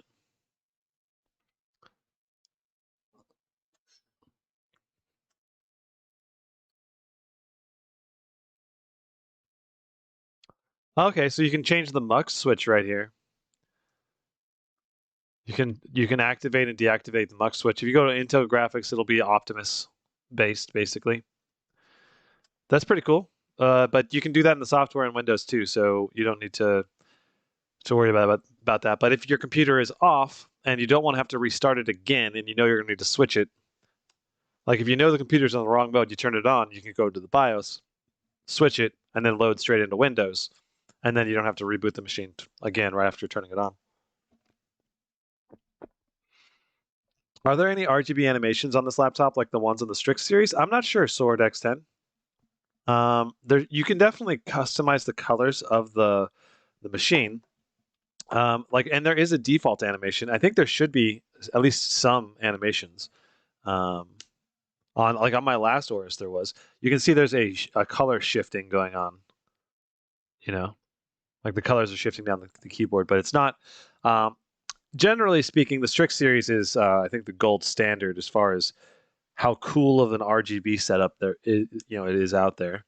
With the GE66 and 76 are close behind, but like the music mode on the Strix series is just too awesome. Can this laptop run Cyberpunk well at ultra settings with ray tracing? It should, Bob. I think so, but I haven't tested it yet. We want to test it. I'll be doing a full benchmarking test with this laptop, a full live stream benchmark session. So if you don't want to miss out on that, be sure to hit that subscribe button and hit the notification bell. Should be coming up in probably a week-ish time frame. I'll be doing a full benchmark session with this one. Okay, so I always go to custom. We'll do fixed mode, max fans. Okay, so this gives us the best temperature control, best temps, and we're on dedicated GPU mode. And I hit turbo. I don't know what's going on with that. Like it's gone down, even though I've hit boost and turbo. This has been a problem with the Aorus Control Center. In my experience with using it, is that you'll set one setting and then it doesn't maintain that. It like goes back down again for some reason. I don't know why. So you may have to do it more than once, or do it each time you want to boost the computer's performance.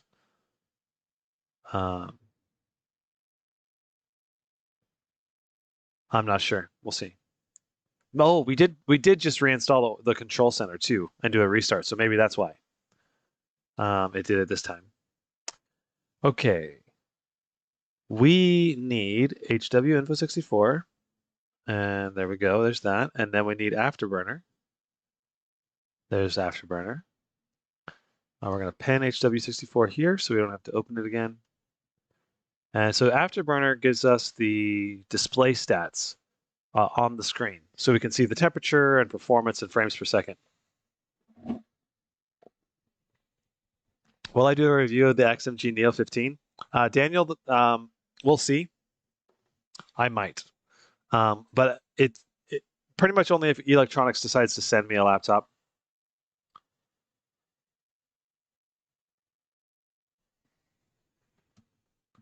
I had two RTX 3000 laptops die on me. Have you heard reports of the problems with the RTX 3000 laptops? Cameron, which ones died on you and how did they die? Like what was the cause of the death?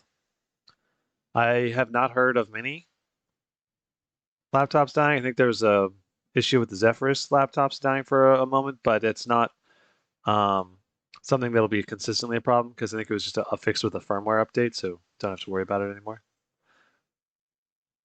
Okay, so we only have the dedicated GPU visible, which is awesome because normally this would be if we had an Intel CPU running here, we'd have all these extra things in here, but we don't have to worry about that.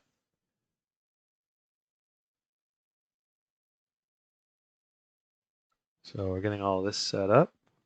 I gotta say, this display feels like a really high quality display. I think it's the same display probably in the Gigabyte G5, which is like the same 240 hertz high refresh rate, basically about 100% sRGB.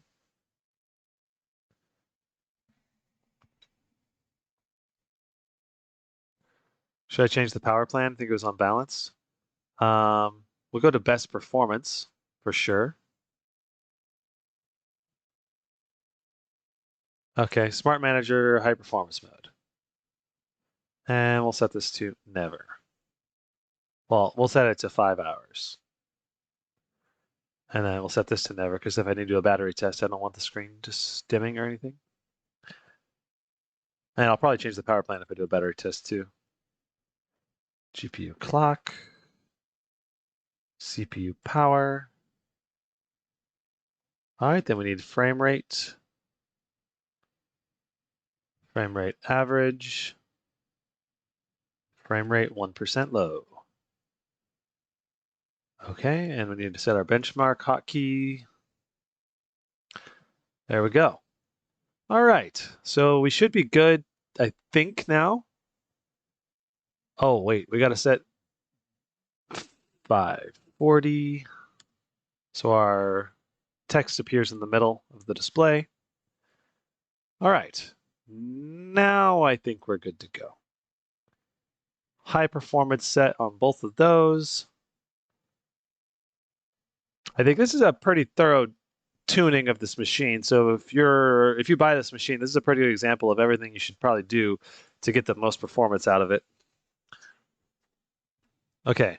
Kamran said, I had an Aorus 15P not die, but the GPU wouldn't clock down even in iGPU mode in a strict scar that kept dying during Cinebench, and eventually the SSD stopped being detected. Interesting, Cameron. Sounds like some really unlucky situation. Yeah. Do you think buying both the SCAR 15 and Zephyrus G15 is wasteful? I like the weight savings and portability of the G15, but I don't know how much performance difference I'll see in the SCAR 15 in comparison. I mean, if you're going to use both of them, there's so much overlap between the two machines. I wouldn't really think it's worth buying both of them for just one person. But does that make sense? All right. Let's see what we get. What is the 3080 TDP on this laptop? Rickshaw, we're about to find out, but it should be 90 to 105.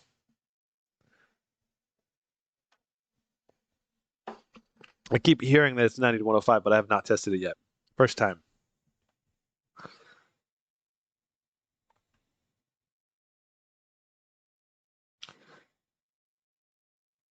My GE76 has an audio visualizer mode for the keyboard RGB as well, which I assume is akin to what you called music mode.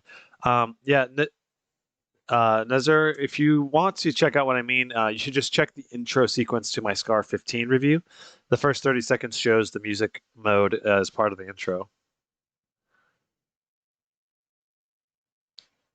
Okay, look at those GPU watts. 105 watts. Look at that. That's fantastic.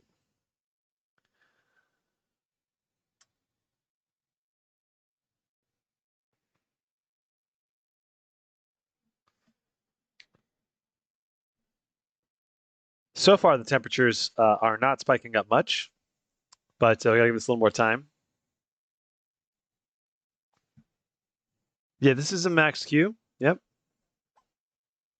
105 watts though it's kind of a middle ground, honestly. Like if this thing can maintain 105 watts in a lot of games, then I would say that's not really a full max Q. It's more like an in between because I would say max P starts at 115, and I would say traditionally max Q would go from 80 to 90 watts. And so this is like this weird middle ground. But generally speaking, I'd probably do 105 watts, a little more towards the max Q side of the spectrum, though. Yeah, add 1 pound and a half inch, and you can fully package so WIGO low TDP. Pool, I think it just depends on. You got me to say that name, LOL. I think it just depends a lot on the individual person because there are some people. Let's say you weigh only, like, let's say you're a 100-pound person, right? Every pound of weight in a backpack is going to matter to you way more than someone like me. I weigh 200 and something pounds, and I don't mind hauling around a 15, 20-pound backpack. So, like, I hauled around a 13-pound laptop in college. Like, it was enormous. It was such a big laptop. But that's not going to be for everyone, you know? And I got to say, even my shoulders got really sore after hauling that giant laptop around.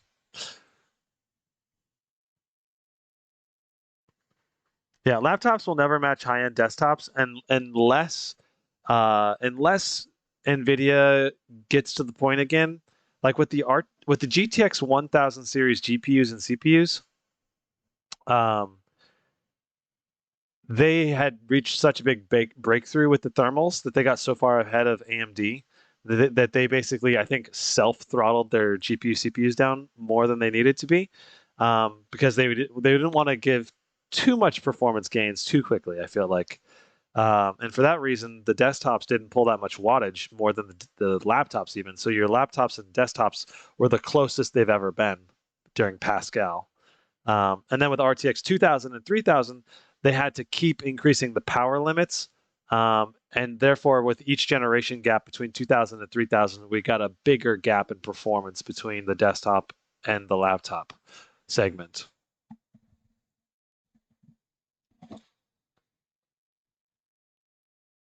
Are you running on max speed? Yeah, I'm running on maximum fans. That's how I test every laptop that I review, at least for the benchmarking portion, so I can see the full performance of the machine. 10,676. Okay. All right. All right. Let's see here. So let me think about that. That's quite a bit higher than what I saw in the Aorus 17 G3080. That's good. It does not beat an RTX 3070 Max P, though. It's very, very close to what the Strix G17 got, 10,800, so only 125 points difference. That said, this machine is only $200 more than that machine. So that bodes really well for this machine in general because you get more RAM in this machine, and then you factor in the price of the upgrading the RAM on this machine versus the Strix G17. I think you're going to see potentially better performance in this machine, especially when you've got the Mux switch in here as well. So overall, I think this is solid for a 105-watt GPU, right in line with the performance I was kind of expecting. Honestly, this may be a little higher even than I was expecting. I was thinking closer to 10,000. So very nice, but this, you can see the performance gap, right? Between like something that's this thin, say this 105-watt GPU does 10,676 versus the GE76 is pushing 150 plus watts, through that GPU, and that's scoring over 12,000. So you're getting another 1,400, 1,500, maybe even a little. You can probably push close to 13,000 if you overclock that GE76. But I wouldn't be surprised if this can go over 11,000 if you overclock this guy. But man, those temperatures in the test were pretty good, though, at least for the initial test. And for CPU performance, this is right in line with what I expect with this CPU. Very cool, very cool. What did you guys think? Not bad at all? Yeah, not bad at all. For a $2,000 machine, awesome, I think. Let's load up. Let's get Warzone installing again. Oh, wait. Let's do Cinebench first. Let's do one run of Cinebench, and then we'll get Warzone going. Like, I think that goes to show, in my opinion, that you're getting a lot of bang for the buck for $2,000. I just opened Steam again. I need to open Cinebench. There it is. That beats my 2070 Super Clevo by a sizable amount, at least. Yeah, it does. And it does it in a really thin and light package. And it's some pretty good temps at the same time. I didn't see the CPU temps, though. The CPU temps probably we got pretty high in the CPU test. We'll be able to see the CPU temperatures and performance here coming up. Let's get HW info, and is everything else closed? I think so. Let's get Skype closed. And run. All right. What are we getting? What are we getting? So we're pulling 4.4 gigahertz out of the gate, quickly dropping down to 4 gigahertz. What kind of TDP are we pulling? Ooh, our temperatures are still right in line here. That's a good sign. Okay, we're pulling 95 watts. Wow. Well, are you serious? 95 watts? 4 gigahertz on the... This is really impressive. And the temps are not going up either. So 75, we've got a good pace job here. See what it averages. But usually with this high of wattage, you'd see the temperature spike higher on an Intel CPU. Like this is more wattage than what I was pulling in the SCAR. I wonder if the wattage is going to go down. Okay, so it's dropping down to 61.7 watts. So 62 watts limit for the long power limit.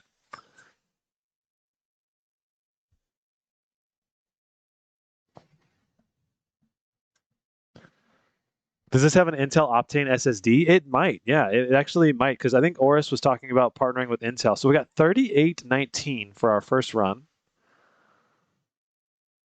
We'll send a match. Let's just run a couple times. We can see what kind of performance. So we're bumping up to 90 watts of power again, 96 watts of package power. Let me pull this closer so you guys can see this a little bit better.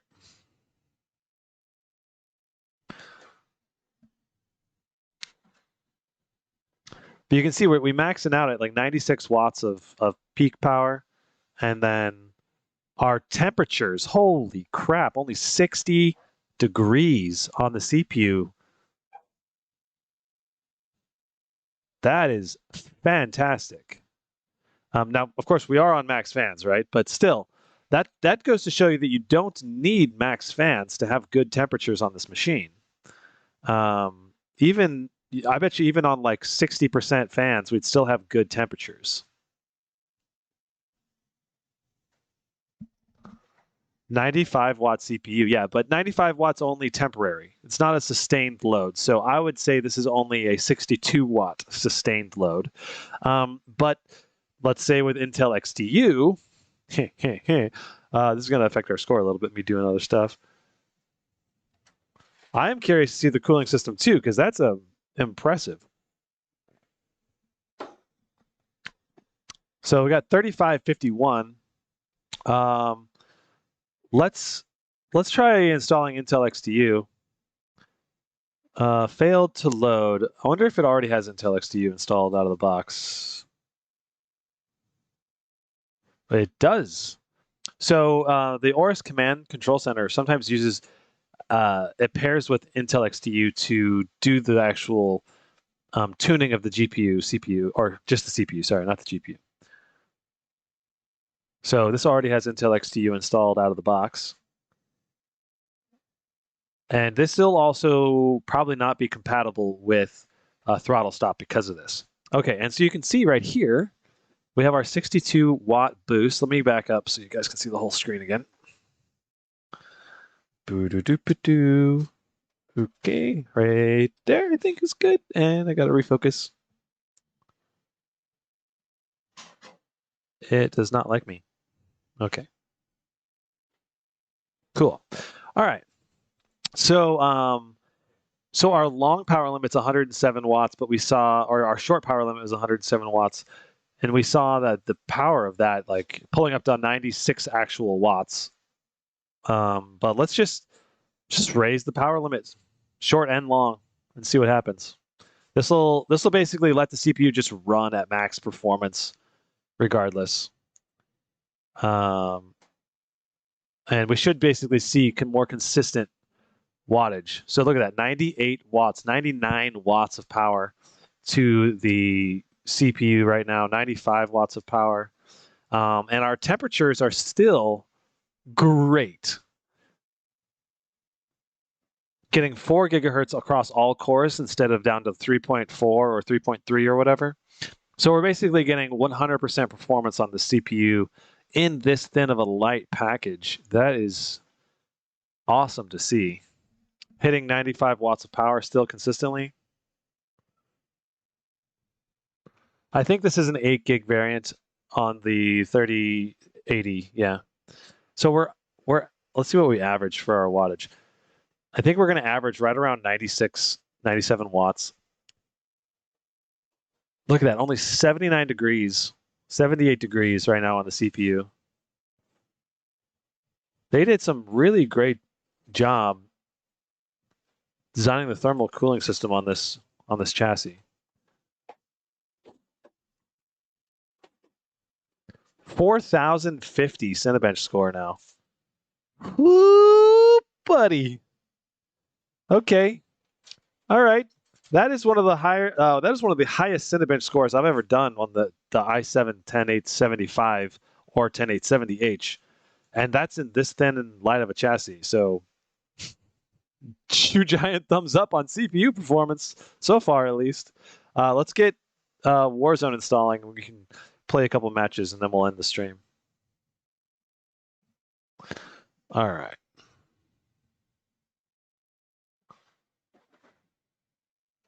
And let me go ahead and log in. All right, we are downloading. All right, chat, what do you got? My MSI can do 4,400 plus on the 10875. That's great, man. But my temps don't stay in check like that. Really? Nice. That's interesting. Yeah, the GE75 really is a great. I think that you said you have a GE75, so that one was a really high TDP laptop. Can I pop off the bottom panel? Oh, yeah, we need to do that before the end of the stream. This laptop is a great value. Yeah, Arthur, I'm blown away by the value of this laptop so far. Really, really great. A lot better CPU temps than the G5 you tested prior. Yes, Boyd Bikers, I agree. You know, the Gigabyte G5 is a much cheaper chassis, and it's a Clevo-based build, even though it's being sold by Gigabyte. You know, this is designed by Gigabyte and, you know, designed by Aorus / Gigabyte and manufactured completely from the beginning to end. So you're just going to have, I think, another, like a nicer level of engineering, I guess. What's in the cup? Oh, this is a protein smoothie. I do 2 of these every day. It's like about 1 whole frozen banana, a scoop of protein powder, and then usually some almond milk, but we were out, and usually some coffee.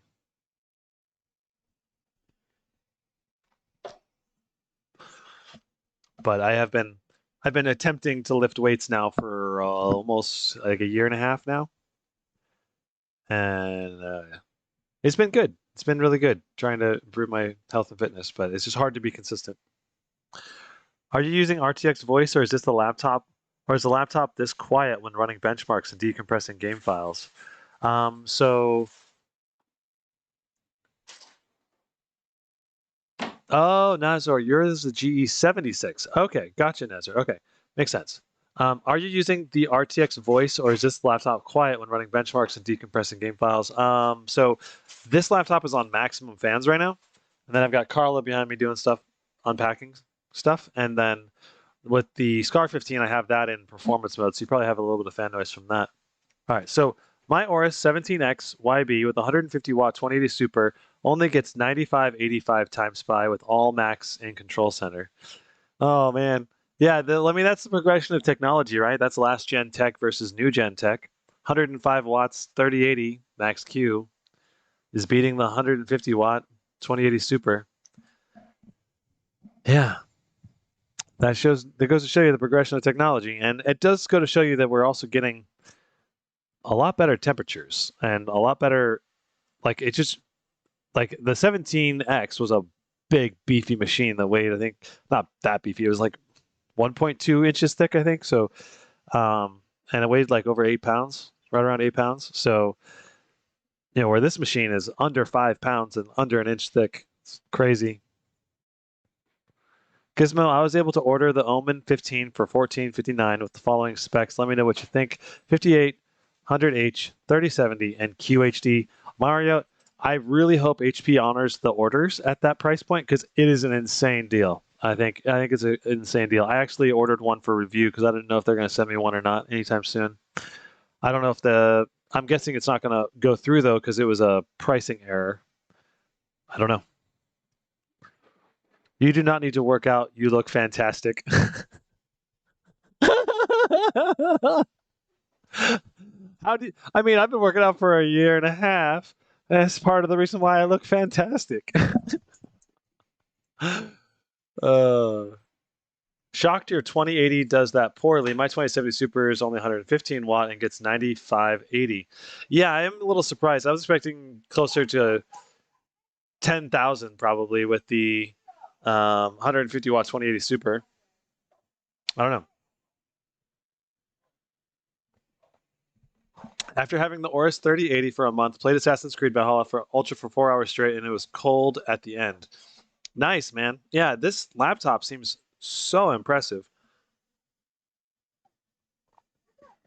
Maybe I should do a game that's quicker to install, and because this is taking a really long time. Like I could do Valorant again because it's really quick to install.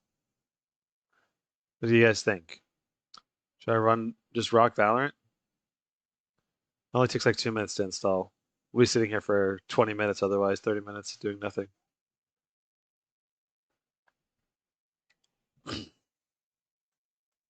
These Aorus 15G, 3080, and 37s are priced really good. Yeah, they're priced really, really well. How old am I? How old do you think I am?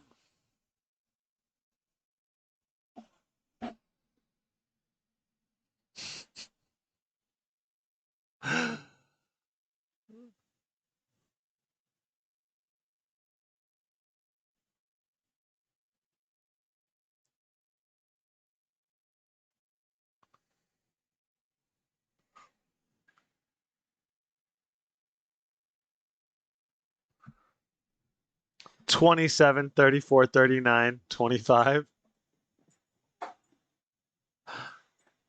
So far, no one's guessed the correct age. So, does the Aorus 15G have an 18-watt USB-A port, and does it have Thunderbolt? There is no Thunderbolt, Yusef, but there is a USB-C to DisplayPort, I believe, and a full-size SD card slot.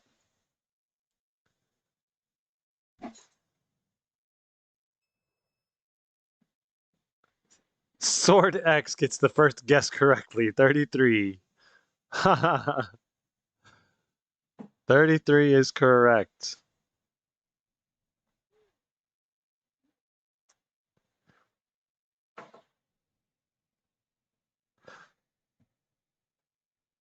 Oh, wait, absolutely. Actually, guessed first at 33.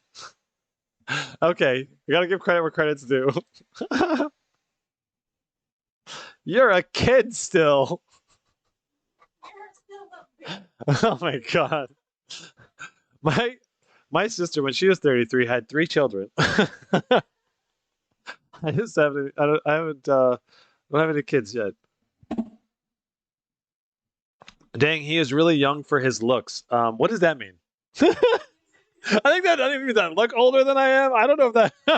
I think that depends. This Ur says you have been blessed in truly incredible genetics, Gizmo. uh, that's funny. Dog playing in the background. Yes, he is. He's just going to town. Can you guys see him right now? Oh, the camera's in the way. Oh, we got to restart. Okay, let's just go ahead and shut it down, and we'll take the bottom off, then we'll boot it back up and try out Valorant. Mm. Mm-hmm. Yum, yum, yum. Okay. Just got to change the camera around here.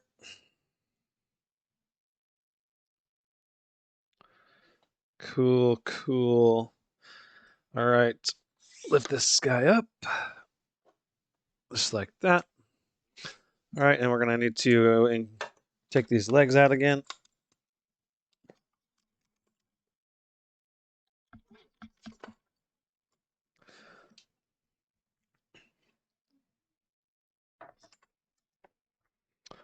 Very good.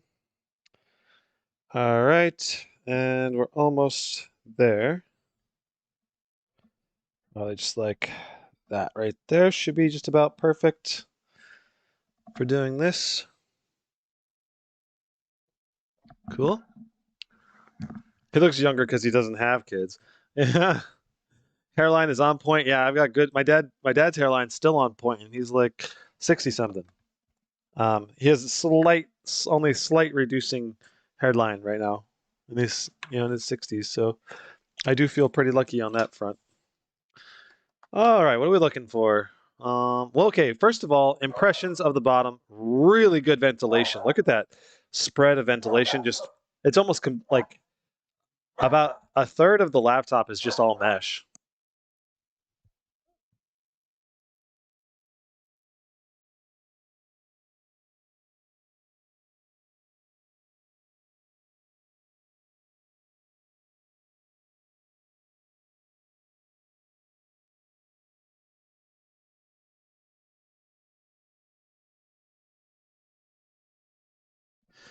Okay. All right. Yeah, wrong camera. Hold on. There we go. Okay, so take a look at these vents. You've got like over a third of the bottom of the laptop is all vents. Um, great, great ventilation on the bottom.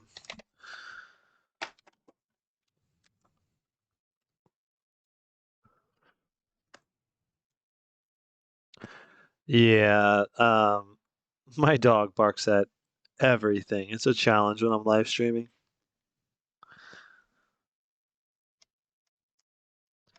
Is this the right size?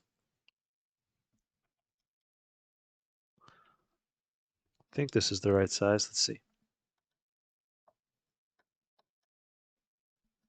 No, it's not. I think it's a little too big.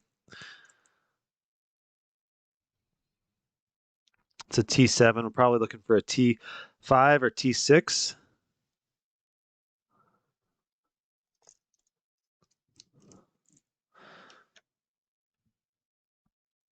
Nope.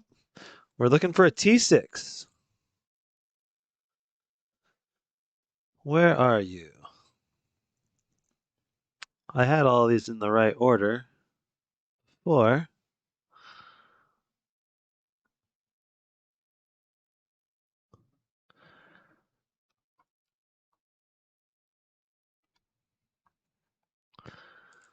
this is probably the T6. No? Where'd you go?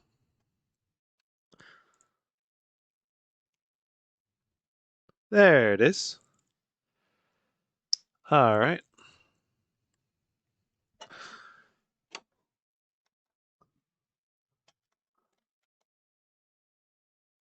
Correct. So you'll need a T6 to take the bottom off of this laptop. And this is my preferred threading as well for laptop CPUs, or laptop CPUs, laptop screws. I mean, not laptop CPUs. My preferred threading. This way you don't ever strip the screw and it just comes out really easily.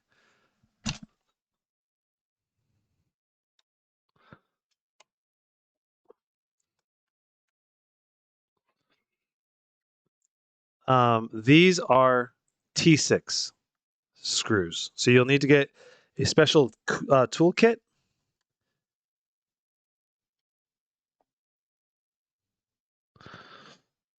I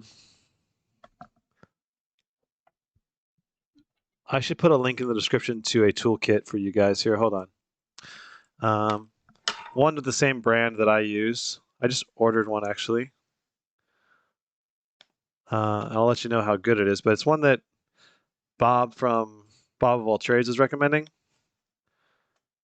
And I definitely also can recommend it if people are interested in getting their own tool set.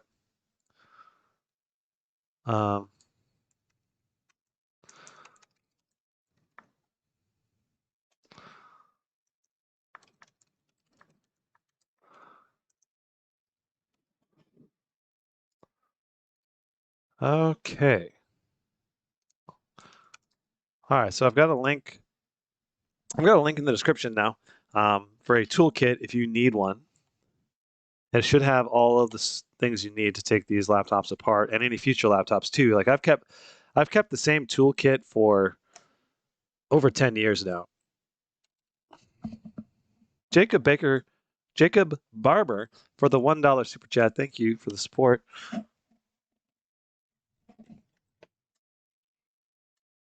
So the nice thing about this screwdriver in particular is that it is also magnetized, so it makes pulling the screws out really easy. See, the screws just come right up at the same time. And the way this is designed is also easy to get in there. There's not a bunch of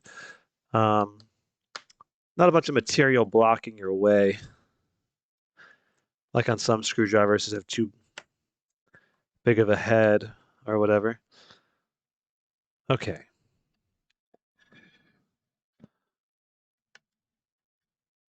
All right, so we've got the bottom. All the screws are out, and there is one screw with a tamper-proof seal on it right here. And they do that for them to know if you've opened it or not, potentially. Let me go ahead and switch over to the other view here. And you guys will be able to see me work on separating this sucker.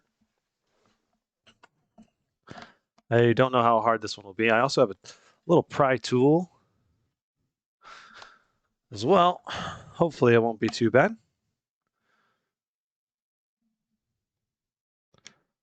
Yeah, this one looks like it's pretty easy, but we'll see.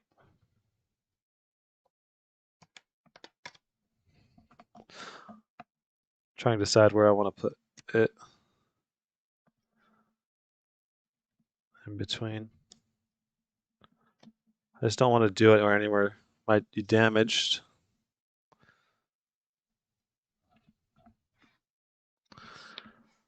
I kind of wish there was a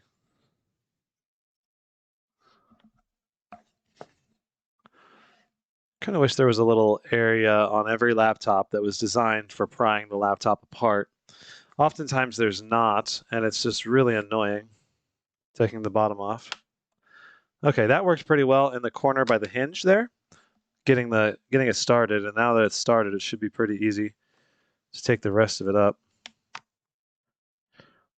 You just kind of work all the way around in a circle pattern. You want to use a plastic tool for this. You don't want to use anything metal. You're going to damage your laptop really quickly and easily if you use metal. And there we are. I'll wait to do the reveal until the laptop is back in shots and I've switched the camera. Boom. All right, let's go and switch back. Cool. So let's check it out. Oh, also, I think we were this way as well. I want to keep the screws all matched up properly. Wow. I was expecting more heat pipes for the CPU to be able to keep it that cool, but it's able to keep it that cool with just like two main ones and two main shared ones, and then a dedicated. Impressive, very impressive. That said, we do have the two main ones here are shared heat pipes, so I'm guessing if we have dual loads, then it's going to be worse temperatures compared to when you're running just the GPU or just the CPU.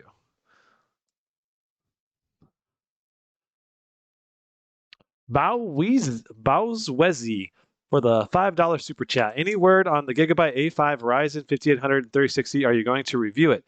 I currently do not have access to reviewing it anytime in the short term, but the build quality should be very similar to the G5 Gigabyte G5 that I have.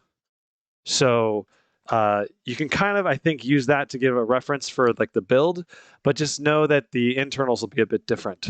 Okay, so let's do a little quick breakdown here on the internals. So we've got our CPU, we've got our GPU, we've got additional heat sinks are spread around on the GPU components. That'll help keep like the VRMs cooler and stuff like that. We've got a big fan here, another big fan. So we have two fans in this. We do not have more than two, just two. And we have 4 exhausts. So 1, 2, 3, 4 exhausts on this laptop. We also have 32 gig RAM here. So that means we should have, I don't want to take that. I mean, I usually don't want to take RAM out unless I've unplugged the battery first. Let's just take the battery out real quick. It's kind of a tight situation here with around the battery.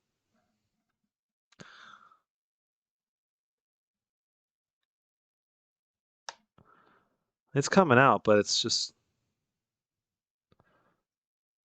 definitely in there.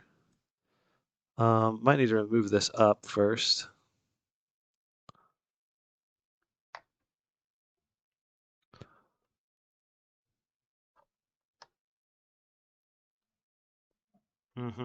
Look at this. We have a 99 watt hour battery too. So you're going to get the most possible battery life you can take in a laptop with this small of a chassis too. Impressive.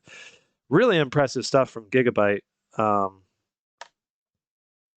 Okay, so getting this battery unplugged is definitely a challenge.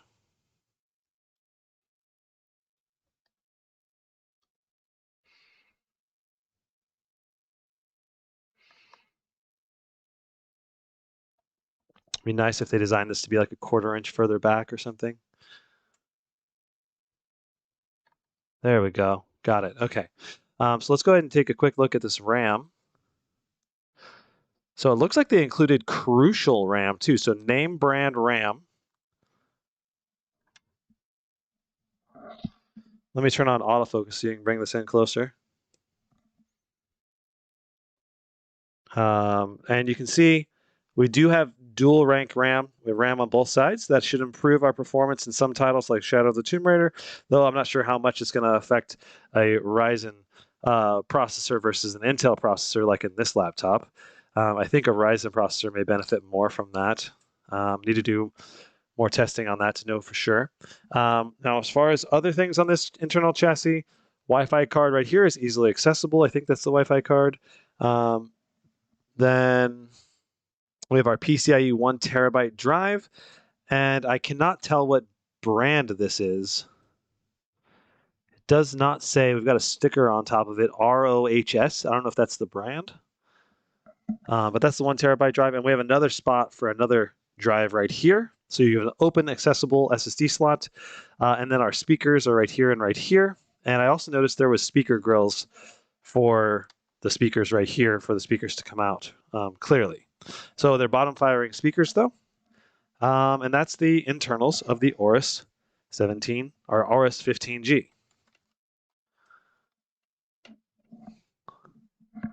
Okay.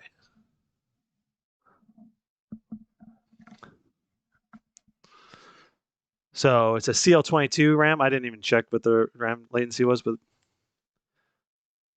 I believe you.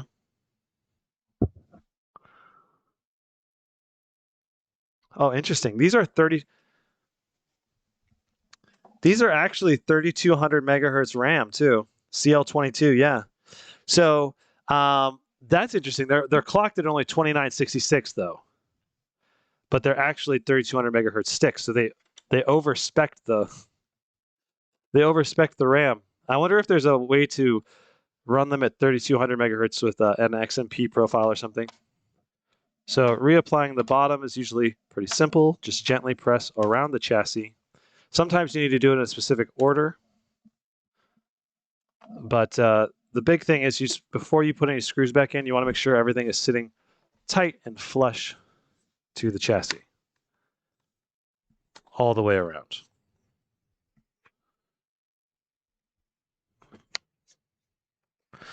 Very nice. All right. And it's time to put the lid back on. Overall, very easy laptop to take apart compared to some.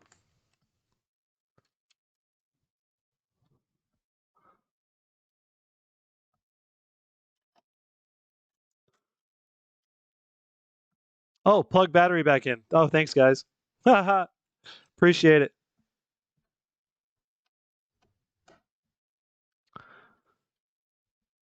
I'm being a goob.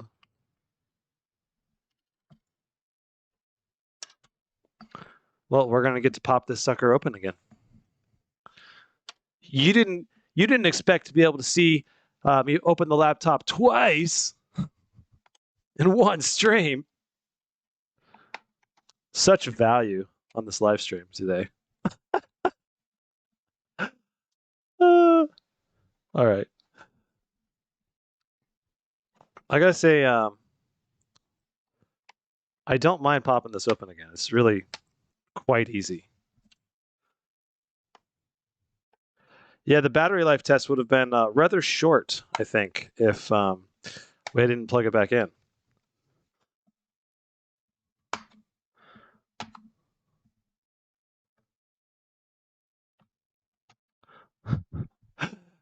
Thanks for the help in the content, Cameron. Yeah, man, thanks for the super chat. I was thinking of offering memberships to the live stream. Is that something you guys would be interested in? It would let you have like special, I think, emotes in the live stream if you're a member, and then it also supports my channel by I think $5 a month or something. It's kind of like Twitch subs. And then it also makes your name have a different color in the live stream chat. So you're like special member or something, that kind of thing. All right. Battery is reattached. Tape is down. Very nice. Okay. Now we're ready to re-snap this together. Sounds like a good idea. Oh, you also get a badge. Nice.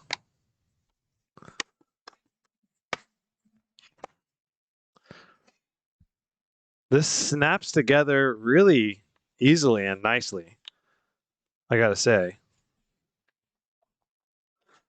in general. Okay. So now we can put the screws back together.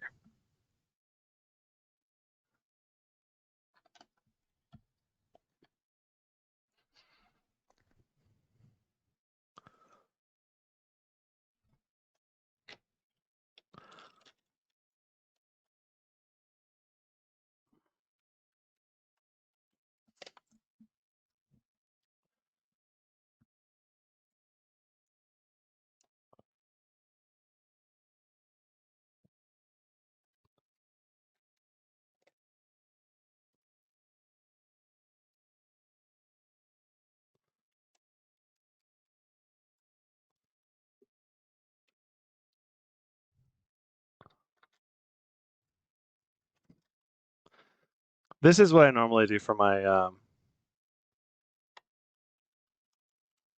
when I take a laptop apart. Keep the screws in a pattern around the laptop so it's easy to remember which screw goes into which hole. But it looks like all of these screws are identical. So it wouldn't really matter as much on this laptop anyway.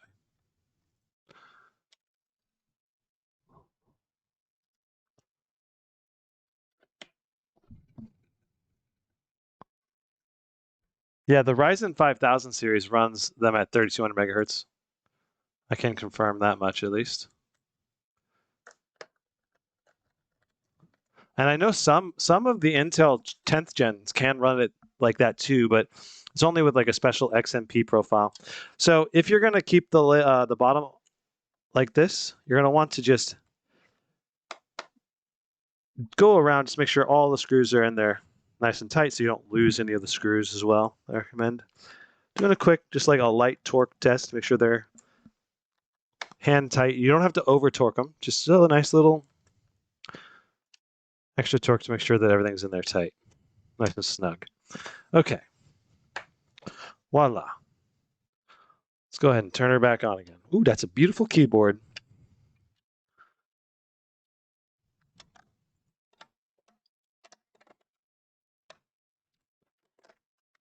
All right, let's get Valorant going.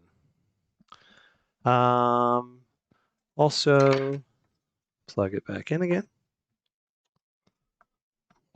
Cool, cool.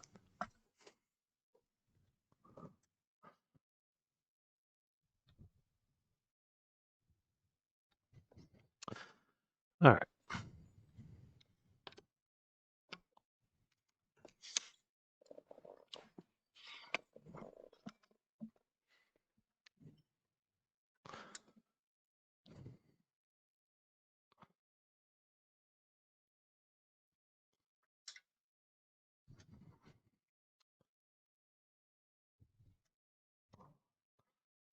Cool, cool, cool. Very nice. All right. Here we go. Ooh, excuse me. You want to see the Aorus control panel? I just showed it. I showed it earlier in the stream, but I can show it again here. Real quick, let me log in.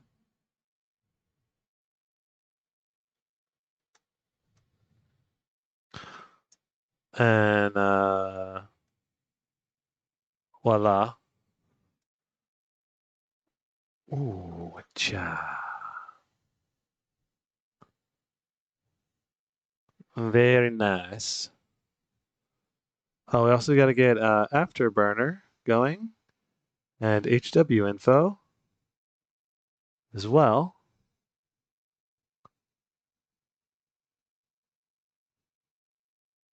So this is the control center. You can manage the performance here. Notice that it did save our performance settings this time. That's good. And then here's our MUX switch to activate and deactivate the MUX. There's all these other options here. This is cool. You can tell the charging to stop to preserve your battery life, long-term battery life. Love that. I set my SCAR to 80%. Here's where you can control the lighting patterns. You can change the direction. Looks like some basic lighting stuff. And then here's the fan modes. We're on fixed mode with max fan for this test. Let me go ahead and plug in a mouse as well, so I can play at least a little bit better.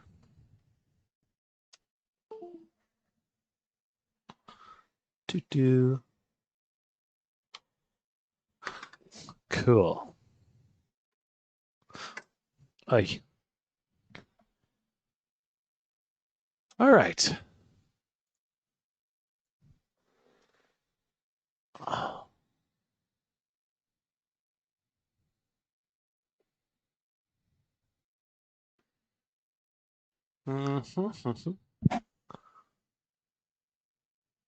General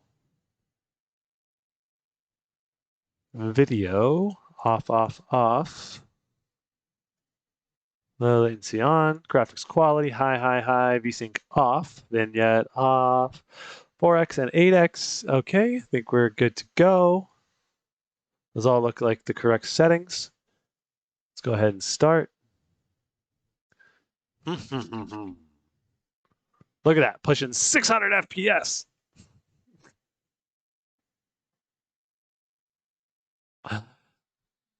All right. Yes, with the mux off and battery saver, I get 5-ish hours of use. With the milk on, with the mux on. So using democratic graphics.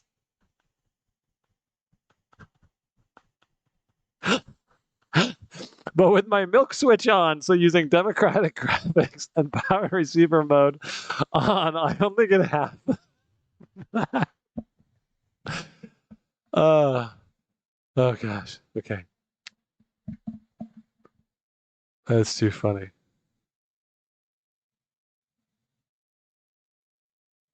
I came here for the laptop, not the video game. I'm not a big video game person. That's totally fine, Ryan. You do you, man.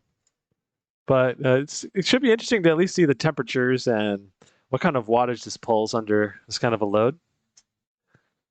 Does anybody remember the time spy score? It was like 10,676, I think. G-Love for the graphics score, the GPU score. Was that high? I'll have time codes added in to the video once everything's processed.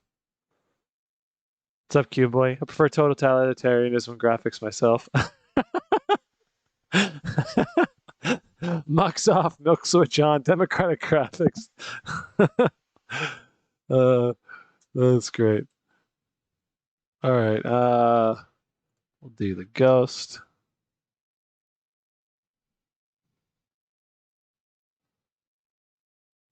All right. So, all right, we're pushing 200 something FPS. Let's just see what this thing averages. This is impressive. Notice that the GPU is only 40% usage, so we're not going to be hitting the max TDP of the GPU anyway. I feel like the game is... Oi, I got owned. I feel like the game is not going to push the GPU and CPU performance to the maximum potential. Nice, good kill. Go teammates. It's 2-on-1. Last two people. Oh, this guy's got a special knife or something. Ooh. Oh, I thought that was going to be a headshot. Come on, you can do this.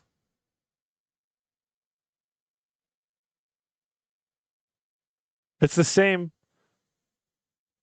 Oh, bad time to grab that. Look at that FPS. We're pushing 350. That's insane. Yeah, this is a very CPU-bound game in general, and it's optimized really well for Intel, and it's also really benefits from having a mux switch. But this still works pretty well with a. This still works pretty well, in my opinion, with a what am I trying to say? A Ryzen chip as well. Okay, so now I understand where I am.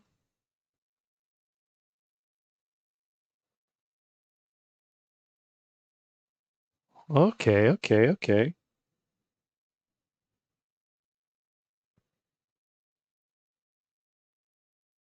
How do I use that zipline? I don't know how to use the zipline.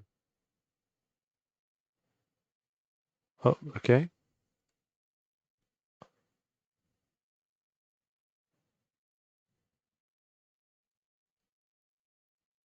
There we go. Doing the work. Doing the work. I don't have ears, so I can't tell if anyone's near me. Okay, so the last guy's over this direction. Oh, there's the guy. Ah, the spray and pray, no good. I believe the 3070 variant does have a mux switch. Yes, Scott, it should have a mux switch. I got an email from Aorus today confirming that all of the Aorus 15G models should have a mux switch. What game is this? This is Valorant.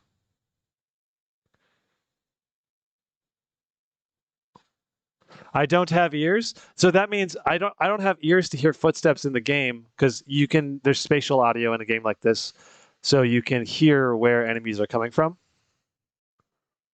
Does that make sense? It can make a really big difference. Oh, you just press, is it F? Oh, and then I gotta go forward. Okay.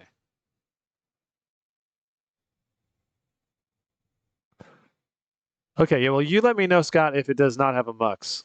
Otherwise, I'll assume that all of those models should have a mux. It would make sense that it would have a mux, in my opinion, so...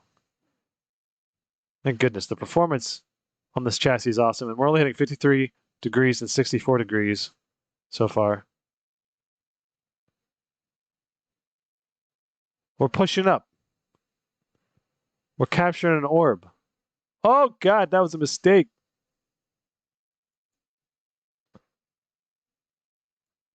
Oh, got me this time. Will I be overclocking this laptop? Maybe. We'll see. For $2,000, this is right up at the top for what I'd recommend, I think, for the best laptop for under 2,000. This is really impressive overall. Will you be overclocking? Yeah, sorry. Vincent Van Gizmo. Oh, goodness. Your top laptop pick of this moment is screen response time 3 ms or 4 ms. Sasha S, I don't have a screen response checking tools to do those tests. But at a 240 hertz display, this should be a really quick response display, like right around 3 or 4 ms. And I cannot see any ghosting. So it's a really good display for competitive esports, I think. Is there any way to increase the laptop GPU TDP without voiding the warranty? No, I don't think so.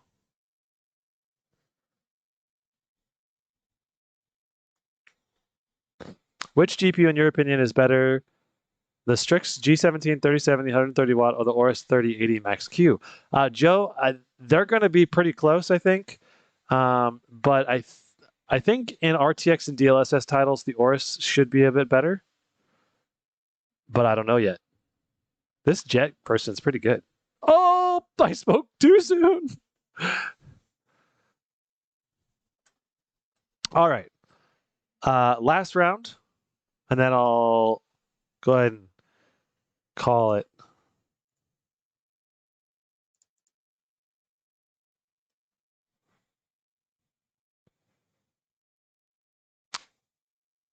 Luke, you keep asking the same question. If you want to maximize the performance of this laptop, my main advice to you would be to learn how to undervolt and overclock at the same time. And that's how you're going to increase the performance.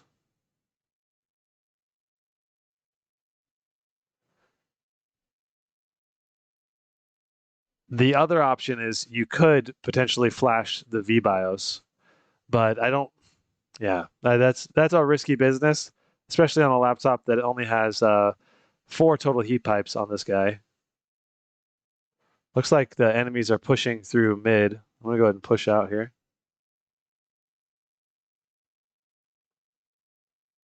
Oh no. Okay. All right, guys. So I'm gonna go ahead and end the stream there. Really impressed. We averaged 307 FPS in Valorant. Our temperatures are staying in the 50s and 60s. This is Valorant though, so not that hard of a game to run. Overall, I'm looking forward to doing the full benchmarking session. If you don't want to miss out on that, be sure to subscribe, hit the notifications button, and then I will be bringing you those full benchmarks. Like I said, probably in about a week. I've got a lot of other stuff to do in the meantime. And then I'll have a full review on this probably in about 2 to 3 weeks or something along those lines. Yeah, so hopefully you guys enjoyed the stream and you found it helpful and all of that jazz.